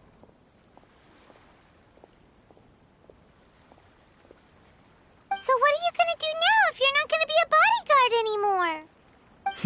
I want to take a risky job and put my body to the test again. Huh? But we literally just finished one of the most dangerous jobs ever. Are you getting bored already? I know. If I hadn't joined in that plan with you, I wouldn't have come up with this idea. I guess I still get fired up by that feeling of going all out in a fight. It made me realize that I'm still a mercenary through and through. Life is short, and I'm happy that I got to be a part of that operation. But the whole thing also made me realize that there are still many problems in Sumeru. And as a desert dweller, I'm still not completely ready to settle down on this side of the wall. Well, I remember a friend had someone bring you a message. You mean I'll hate them? I didn't expect him to still remember that. I thought he was joking. We just came from talking with Al-Haytham at the Academia. Did he tell you that he suggested that I come work at the Academia? What? I heard that Azar and his cronies fell from power, and Al-Haytham told me that now was a good time to find a job in the Academia, but only if I wanted to. Whoa. Paimon can't see you being anything other than a mercenary. Me neither. But I think Dia would look great dressed up as a scholar. Ugh, forget about it. I wouldn't last 10 seconds in there. Al-Haytham probably just liked the way I worked and knew I'm good in a fight. So he suggested I find some work in the Academia. But you know, if you take him up on the offer, Sino might actually agree and let you become a Matra. Because you're super amazing! The Matra have all the talent they need as long as they have Sino. I prefer to be free to live however I choose. In fact, I chose this job from the very start because I knew it'd be right up my alley. Even if being a mercenary means facing all kinds of danger. A lion has to return to the wild sooner or later. If anything, being your bodyguard has been unfamiliar territory for me. I don't want to see you go, but I'll respect your decision. I'm glad to hear you say that. Come on, no need for the sad face. It's not like we'll never meet again. Once the whole Dendro Archon thing is settled, everything in Sumeru will take a turn for the better. That makes me happy too. But a peaceful society will probably mean less demand for mercenaries like me. Before long, we'll be a dying breed. So I'd better get to work while I still can. Huh? But wait a second. You make it sound like you're leaving now. Well, no, not yet at least. I promised my lady I'd stick around until next week. So, have you been in Port Ormos this entire time? We were wondering if you had received a letter from Nilu. Oh, She heard that you were seen in Port Ormos, so she said... Huh. It was probably sent to the inn that we're staying at. My lady has been very energetic lately and keeps taking me on hikes, staying out even into the night. By the time we get back, the receptionist is usually off napping on the job. Right, and we tend to leave quite early in the morning, so the old man on duty is also usually dozing off. So what it really sounds like is that the person on duty is always asleep. I bet the letter's at the reception desk. I'll go check later. No wonder there wasn't a reply. You never received the letter. Sorry to make you two come all the way. It must be something important for Nilu to specifically write to us like that. Yes, she said they were preparing a victory feast in the Grand Bazaar, and will also be celebrating Great! Count me in too. But is there some sort of dress code or anything for the feast? Can I just show up looking like this? Since it's being organized by Nilu, I don't think she'll be too picky about that. If anything, I think she wants to see us as our most natural. All right, then this is how I'll show up. The feast will be held in 2 days, so don't forget. Sure. Thank you so much for letting us know. We'll see you there. Oh, by the way, do you happen to know where Sino and Rahman are? The General Mahamatra always comes and goes without a trace. Normally no one knows his whereabouts. Oh. But last time we met, he mentioned that he had something to do in Aru village. You can try your luck there. As for Rahman, your guess is as good as mine. I only remember he said that he had something to discuss with Sino. You can ask Sino when you meet him. Don't mention it. You better get going. All right, on to our next...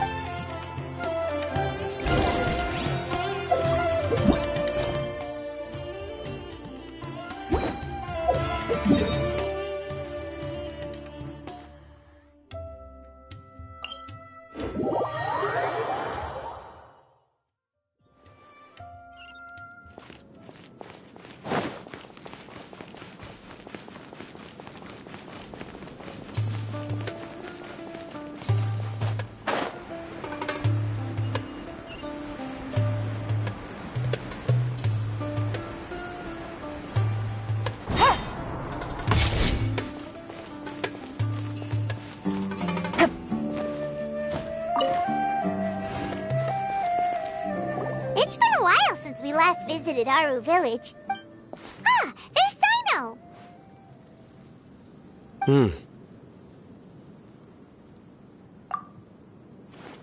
What brings you here? We recovered well, and Tanari agreed to let us leave, so now we're out and about again. It seems Gandharvaville's medical treatment is still as good as ever. Mm-hmm, and Tanari is recovering well, too. That's good to hear.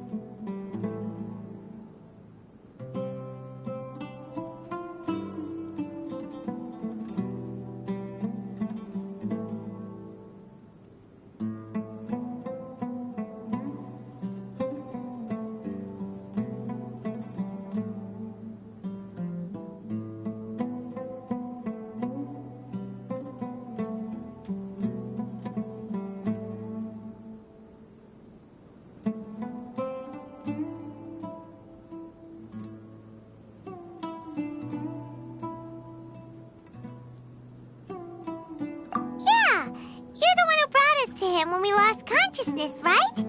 Thanks for that. You're welcome. Tainari has excellent medical skills, and Kale is quite attentive. It was the best place for you. But why are you just standing here like a dead tree? I'm meeting some people. Oh, you mean Candace? I've already talked with Candace and the village chief. They're still at the usual place. You can go there if you'd like to see them. But you know one of the people I'm meeting as well. Oh, by King Deshret's blessing, my friend suddenly appears in the desert. Don't tell me you've run into trouble and need us to help now. Roman! And... huh? Sataria? Oh, you know me? Oh, well, you're pretty famous in the academia. Don't worry, these are our friends. No need to be so guarded. I see. I'm doing well. Many good things have happened. Same here. Really, I feel that my whole life has started to shine after suddenly finding a new direction. Oh, tell us everything. Yeah, you go ahead. Alright, well, I suppose I should start by saying I've decided to leave the academia. What? It's not that I've given up on being a scholar. Instead, you could say I've found a new identity. I will no longer pursue research like a typical scholar, but I have not completely given up on my relationship to knowledge either. I can see what you're saying now. What do you mean? I plan to leave the academia and return to teach here in the desert. Wow, so you want to become a teacher? Sataria will return to support education here and teach people from the desert. She can't teach everyone on her own, but there are many of us Eremites all over Sumeru. She came to discuss a collaboration with me and hoped that I could bring her ideas to the Eremites. Yes, it's my hope that the Eremites can help me select a group of smart people with the best aptitude for teaching. I'll teach them, and after they've finished learning from me, they can go educate more people. That is the true meaning of education and the spreading of knowledge. The people of King Deshret suffer from sandstorms, exile, and ignorance. Miss Sataria is more than welcome to come teach here. Her arrival is like a star shining in the desert night. The stars have always guided caravans, thieves, soldiers, and travelers who get lost in the night. They lead those in the dark out of trouble and back to safety. Oh, please. Where's all of this coming from? I'm starting to feel a little embarrassed. You deserve these compliments. Mercenaries are accustomed to danger and don't fear death, which is why we recognize extraordinary actions that common people would easily overlook. Sataria's idea will bring much good to many people. At first, I feared it was destined to fail. Everyone knows that the Academia doesn't allow scholars to teach in the desert without permission. As you know, all knowledge is under their surveillance and control, and very few desert dwellers are as lucky as me. But what I heard at that time has been haunting my heart, as if there were lightning bolts constantly bombarding my soul. You tread a treacherous path, and the longer you ignore it, the tighter the Academia's grasp on you will become. Sataria, why haven't you gone home? Never forget that the desert that belongs to you lies elsewhere. Miss. These words sparked something in me, and I knew that I had to bring something back to my people after going home. I gathered up the courage to approach the Grand Sage, only to find that he was no longer at the Academia. Lord Sino told me that Azar didn't belong there anymore. Azar has received much-needed punishment. Though, if you ask me, it may have been too light. You probably have already heard. Lord Sino helped me obtain permission to leave the Academia for the desert, and accompanied me here to discuss collaboration with members of the Eremites. My plan was able to go smoothly thanks to him and Rahman. You're all doing so much for the desert. Aside from that, I also have some other business to discuss with Sino. Lesser Lord Kusanali has allocated many resources to support and develop the desert. I've done some business for her, and part of it required the assistance of the Eremites.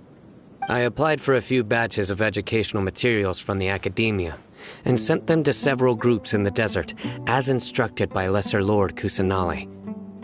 I believe the people will make good use of them. That's exactly what the people here need. Physical books and other related items. If it weren't for Sino and Lesser Lord Kusanali... Apart from this, the Academia is also recruiting scholars that are willing to teach in the desert.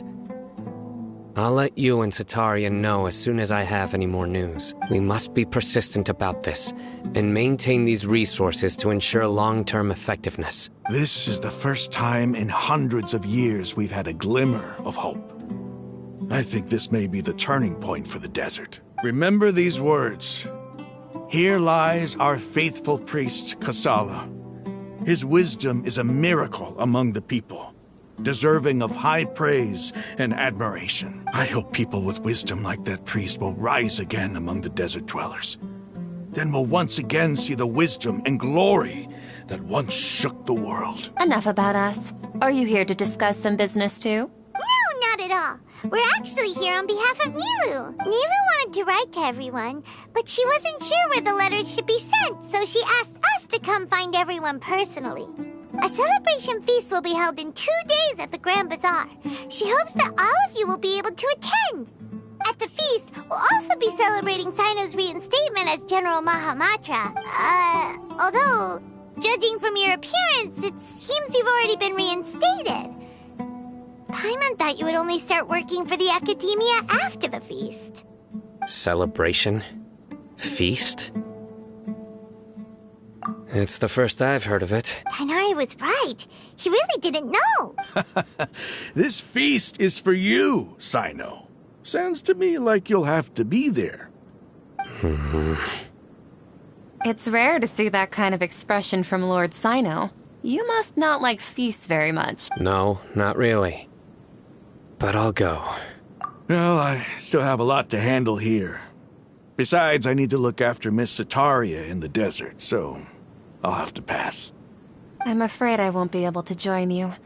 Although, if you'd be so kind, please give a message to Miss Nilu for me. The message is, I'm sorry for how I treated you before, but now I understand the beauty of your dance. It's like a light shining in the sky. You and the art you symbolize are not only beautiful, but also lively and powerful.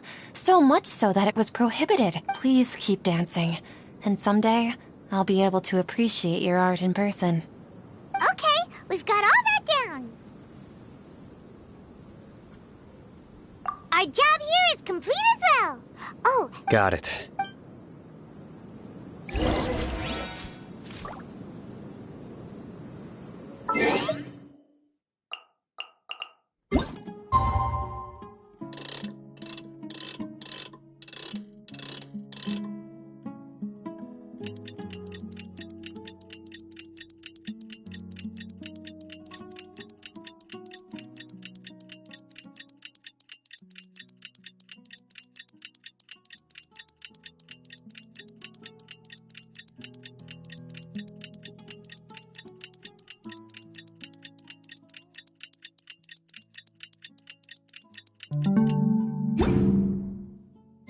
today's the big day. Let's go to the Grand Bazaar and see how the celebrations...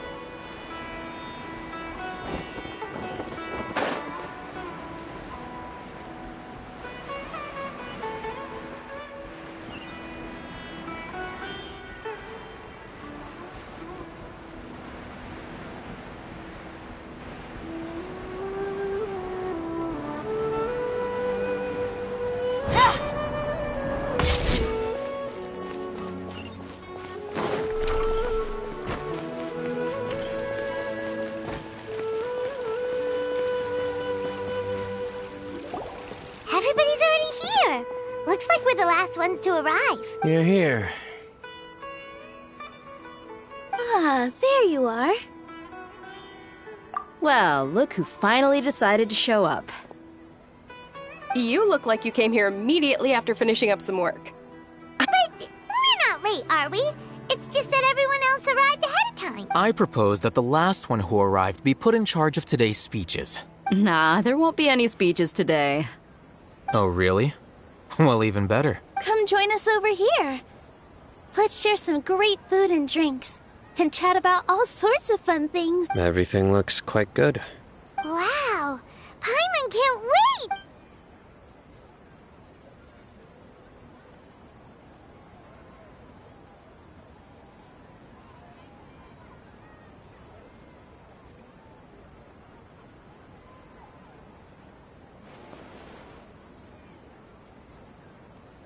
Whoa, it's so delicious! Oh, this grilled meat tastes amazing! The food was specially prepared for you by everyone in the Grand Bazaar. And we have gifts that were sent by the residents of Sumeru City when they heard we were holding a feast. Everyone that came said that you saved Sumeru, and wanted me to thank you all on their behalf. Ah, feels kinda nice to be seen as a hero. I could get used to this. Being a bodyguard is also a hero's job. You've always been amazing, Dia. My lady sure has a way with words. Thanks. I'm glad to hear it. And I'm happy to meet everyone that participated in the great plan. Don't mention it. Come to think of it, we've really done something impressive together. It's unbelievable. We owe it to our abilities. And luck. Really? Why do I remember everybody thinking that luck was against us and feeling like we hardly had a chance of succeeding? That's how I remember it. It's luck that brought us together, and it was luck that let us form a team. Then, it took even more luck for us to formulate a plan and implement it successfully. Moreover, judging from the results, everything worked out well. Yeah, everyone gave it their all when it mattered most. It was almost like a performance. We took the stage and put on our best show. Everyone played their part. And thanks to everyone's efforts, the performance was a great success. So, would you say we're good actors too? It's such a blessing that Lesser Lord Kusanali was able to return to power at the Academia. Yes! Even after being abandoned and neglected so many times, she's finally returned. Uh-huh. Lesser Lord Kusanali once used all her power in a great disaster, which resulted in her losing all her wisdom and memories of the past. The academia basically abandoned her because of it. This should be something everybody should remember. Huh? You look surprised. I didn't say anything wrong, did I? No, everything you said is correct. That's good. Something wrong? Yeah, what's with that face? You knew all of this already. Even if those two giants of the academia are here, I still have to say it. Those sages really have some nerve. 500 years ago, Lesser Lord Kusanali used all her power for the people of Sumeru. And what did they do in return?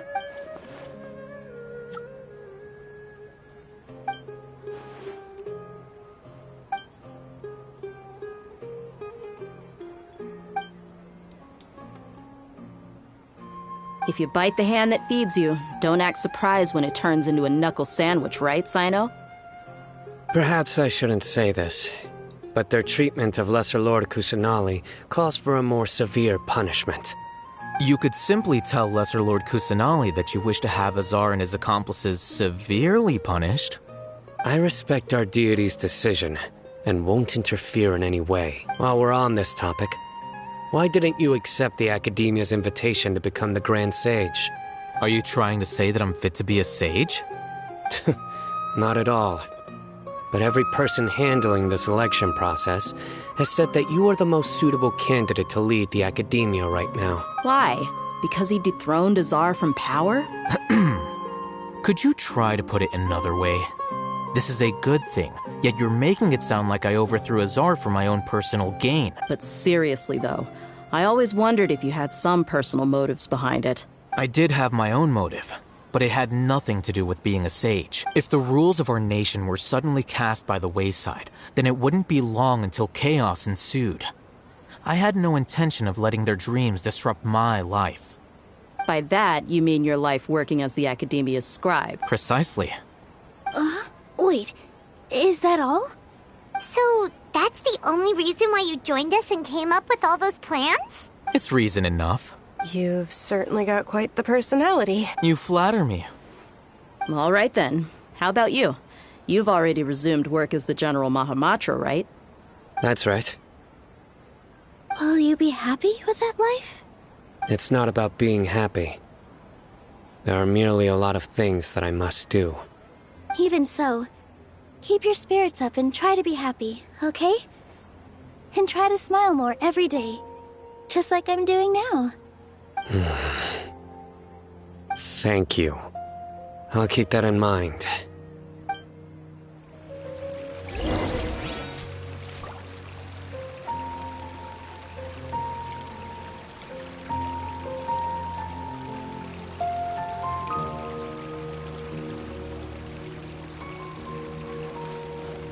There you... Well, how is it? Are you enjoying the feast today? If there's anything you're on... That's good. It's the first time I've ever invited so many exceptional people to one place. I was a little nervous myself. You see, every guest here is quite extraordinary. It's unbelievable that we've got everyone together here. Almost like a fairy tale. Make sure you live it up tonight. I'll be happy as long as you're enjoying yourselves. I'm honored to have her think of me this way. If I have a chance in the future, I would really like to invite her to one of my performances. I can't explain why, but I just feel elated right now. Thank you.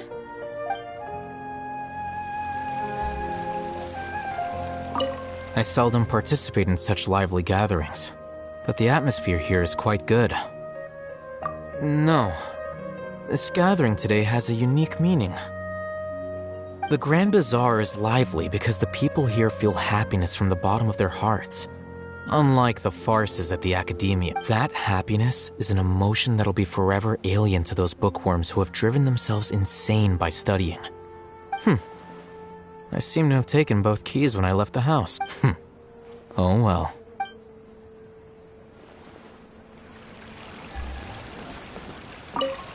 My lady, the grilled meat over there is delicious. Yes, I also tried some fruit just now. Oh, they're very sweet. What an amazing place to relax. No wonder everybody likes to rest at the Grand Bazaar. You said it. Oh, look who else is here. Hello. Oh, I'm so happy Nilu invited everybody. Oh, now I have the chance to meet all the heroes. Hey, less of that polite chit-chat and more eating and drinking.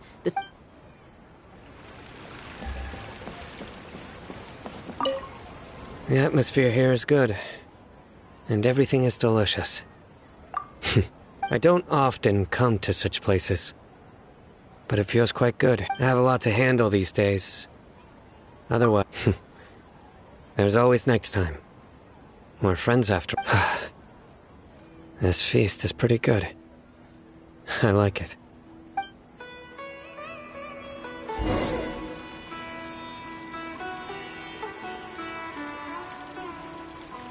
Hey, what's wrong? Your head is starting to droop. Hey, you can't just fall asleep here. Paimon will go find something delicious for you to eat. You'll wake up once you've... Of course, just wait here for Paimon.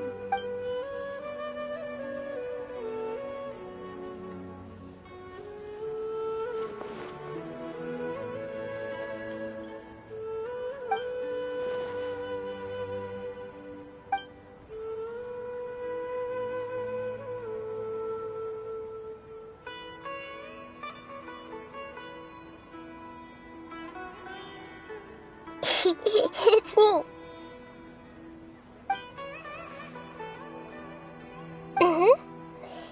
You may blame me for being a bit too self-indulgent. I was thinking about talking with you, and the next thing I knew, I had made a connection with you. The connection between us is amazing. It's like flora and the fence it grows upon. I heard there's an amazing celebration feast today at the Grand Bazaar. I wanted to have a look for myself, so I snuck in. Lately, I've been so busy dealing with all the fallout from recent events, so I really haven't had any free time. Although you've already helped me with a lot, there's still one more thing I hope you can help me with. Please say thank you to everyone for me.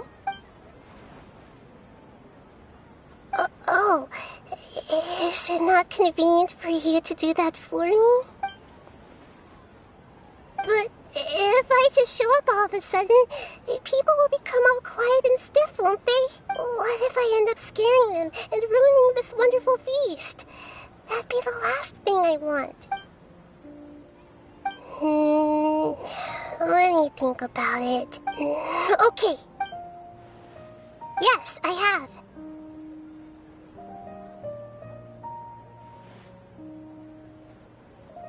You said I should go thank everyone as myself, right?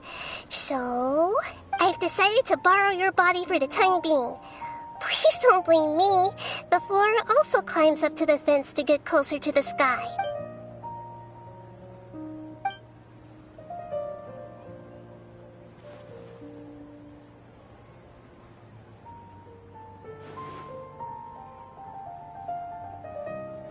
Everyone! Are you awake now? Paimon was just about to bring you the food. It's me. Huh? That voice. Hold up. What's going on? I didn't expect to have a conversation with the consciousness of Lesser Lord Kusanali in the Grand Bazaar. Interesting. Is this also a part of the feast? No, of course not. Are you... Lesser Lord Kusanali? Hello, Nilu. You know who I am? Yes. I already know every one of you. Nilu, Alhaitham, Sino, Dia, Paimon, and Dunyarzad. Lesser Lord Kusanali? I took the liberty of occupying the traveler's body so that I could thank all of you in person. Thank you so much for rescuing me, even if that meant placing your own safety in peril and taking the risk of becoming enemies with the academia, the sages, the doctor, the balladeer, and even the entirety of Sumeru. Without you, without any of you, I would have been in a much more difficult situation. Had you not helped me to resolve the crisis, not only I, But Sumeru and even the entirety of Tevat would have suffered great misfortune. People refer to you as the heroes who managed to rescue a god. I'm quite fond of this name. It not only explains your identities, but also bears witness to your relationship with me. Please, allow me to present to you my most sincere gratitude. Lesser Lord Kusanali, you have done so much for Sumeru, and I didn't even have a chance to do anything for you. You don't have to do this. Dinyarzad, the suffering you endured during your illness is also proof of you being with me and praying for me. Thank you. You don't need to be so ceremonious. It's always been my duty to protect you. This is how the relationship between the Academia and Dendro Archon should be. We just did what was necessary and set things back on the right path. You're an Archon, but you act so humble. You really don't need to be so polite with us. I'm honored to have been able to take part in this plan. I hoped you liked the dance I dedicated to you. Thank you, all of you. Thank you so much.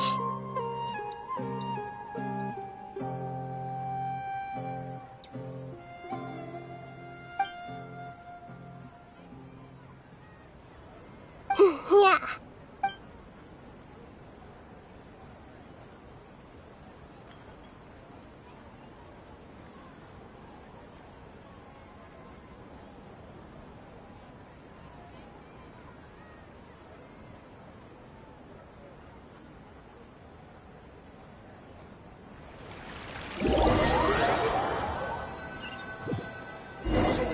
Are you awake? Did you rest well? After Nahida left, you ate a lot of food. You've become a glutton. That just means you still have a lot. Alright, since you're awake now, should we go and have a chat with Nahida? She should be in the Academia right about now.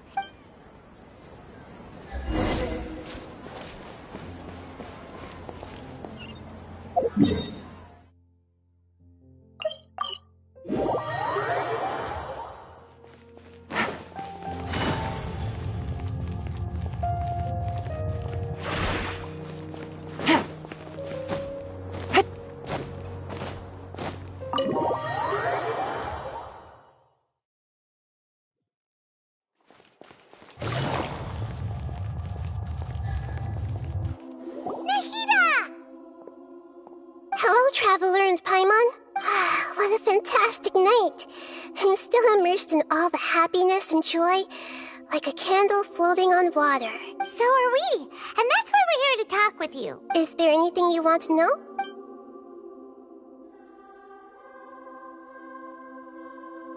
You mean, what happened after the doctor put you to sleep? You guessed correctly. The top-ranked Fatui Harbingers, up to number 3, possess power comparable to that of gods. I was no match for him in that kind of situation. However, in spite of the bad situation, I still managed to make a fair deal with the doctor. I'm sure you remember the entity that changed your fate, the Heavenly Principles. In fact, the Heavenly Principles has been quiet since the Conria disaster 500 years ago. I used this point as leverage against the doctor. I told him that the Heavenly Principles may be awakened if I destroy the Gnosis. Although it's just a bluff, he still fell for it. I assumed that the Heavenly Principles wouldn't just stand by and let such extensive damage to its laws take place. And as for what I exchanged for the Gnosis, the exchange served as both punishment for the doctor, as well as a boon of new knowledge that I couldn't refuse as the God of Wisdom.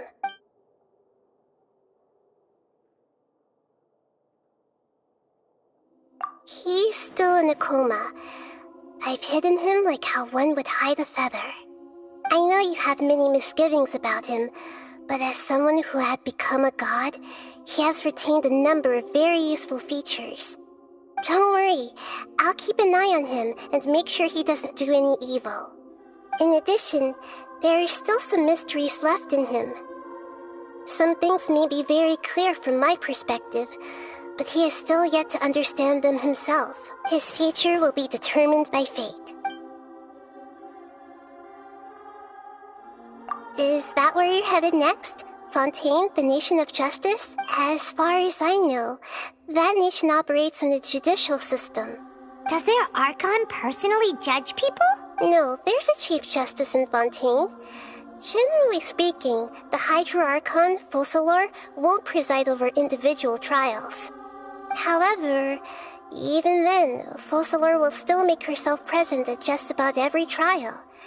It seems that she just likes to immerse herself in that sort of atmosphere. As Archon, she still reserves the right to influence the final verdict. Anyway, let's just say she's got, a very unique personality.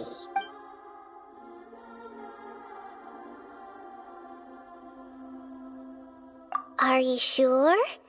Isn't there something else you haven't asked about yet? Huh? You mean...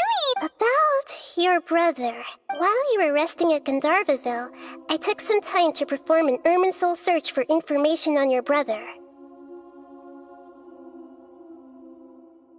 Yeah! Isn't Irminsul a repository for all the information and memories of Teyvat? So there shouldn't be anything on her or her brother. This is true in your case. Irminsul indeed does not have any information on you. However, there must be something different about your brother. Because, as it turns out, the world has recorded information on him after all. What? There's only one possible explanation. He belongs to this world.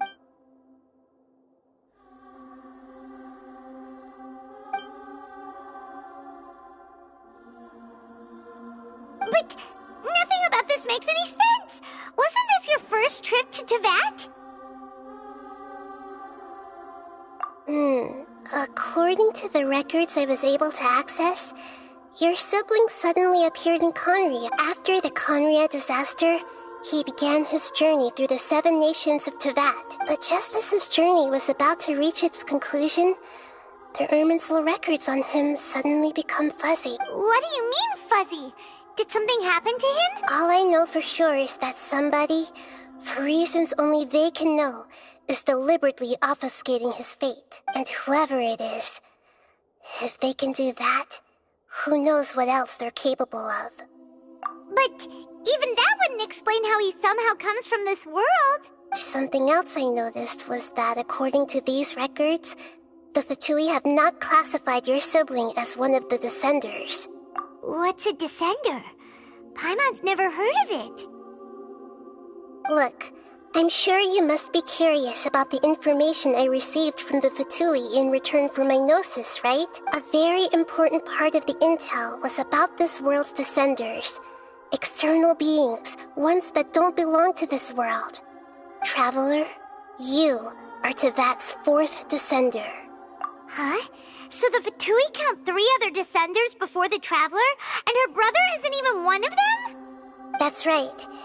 My current hypothesis is that the first Descender was likely what we now call the Heavenly Principles. As for the other Descenders, I still need to verify their existence. It could take me some time. Paimon's head's about to burst from all this crazy new information. And yet, even knowing all this, I'm sure you must still have a lot of unanswered questions. I must say, I truly regret that I can't help you more as the God of Wisdom. There are many questions in my heart as well. I will need some time to go through each one of them. And soon, you'll also begin your journey anew and depart from Sumeru. I'm very interested in your future. It's a journey that can't be observed or recorded by this world. If fate is the ultimate knowledge, then your future will be the ultimate fate. Paimon's sure glad we got to meet you, Nahida. The pleasure is all mine. I can't thank you enough. Alright, that's enough talk for today. If you ever miss me, just close your eyes, and maybe I'll appear in your dreams.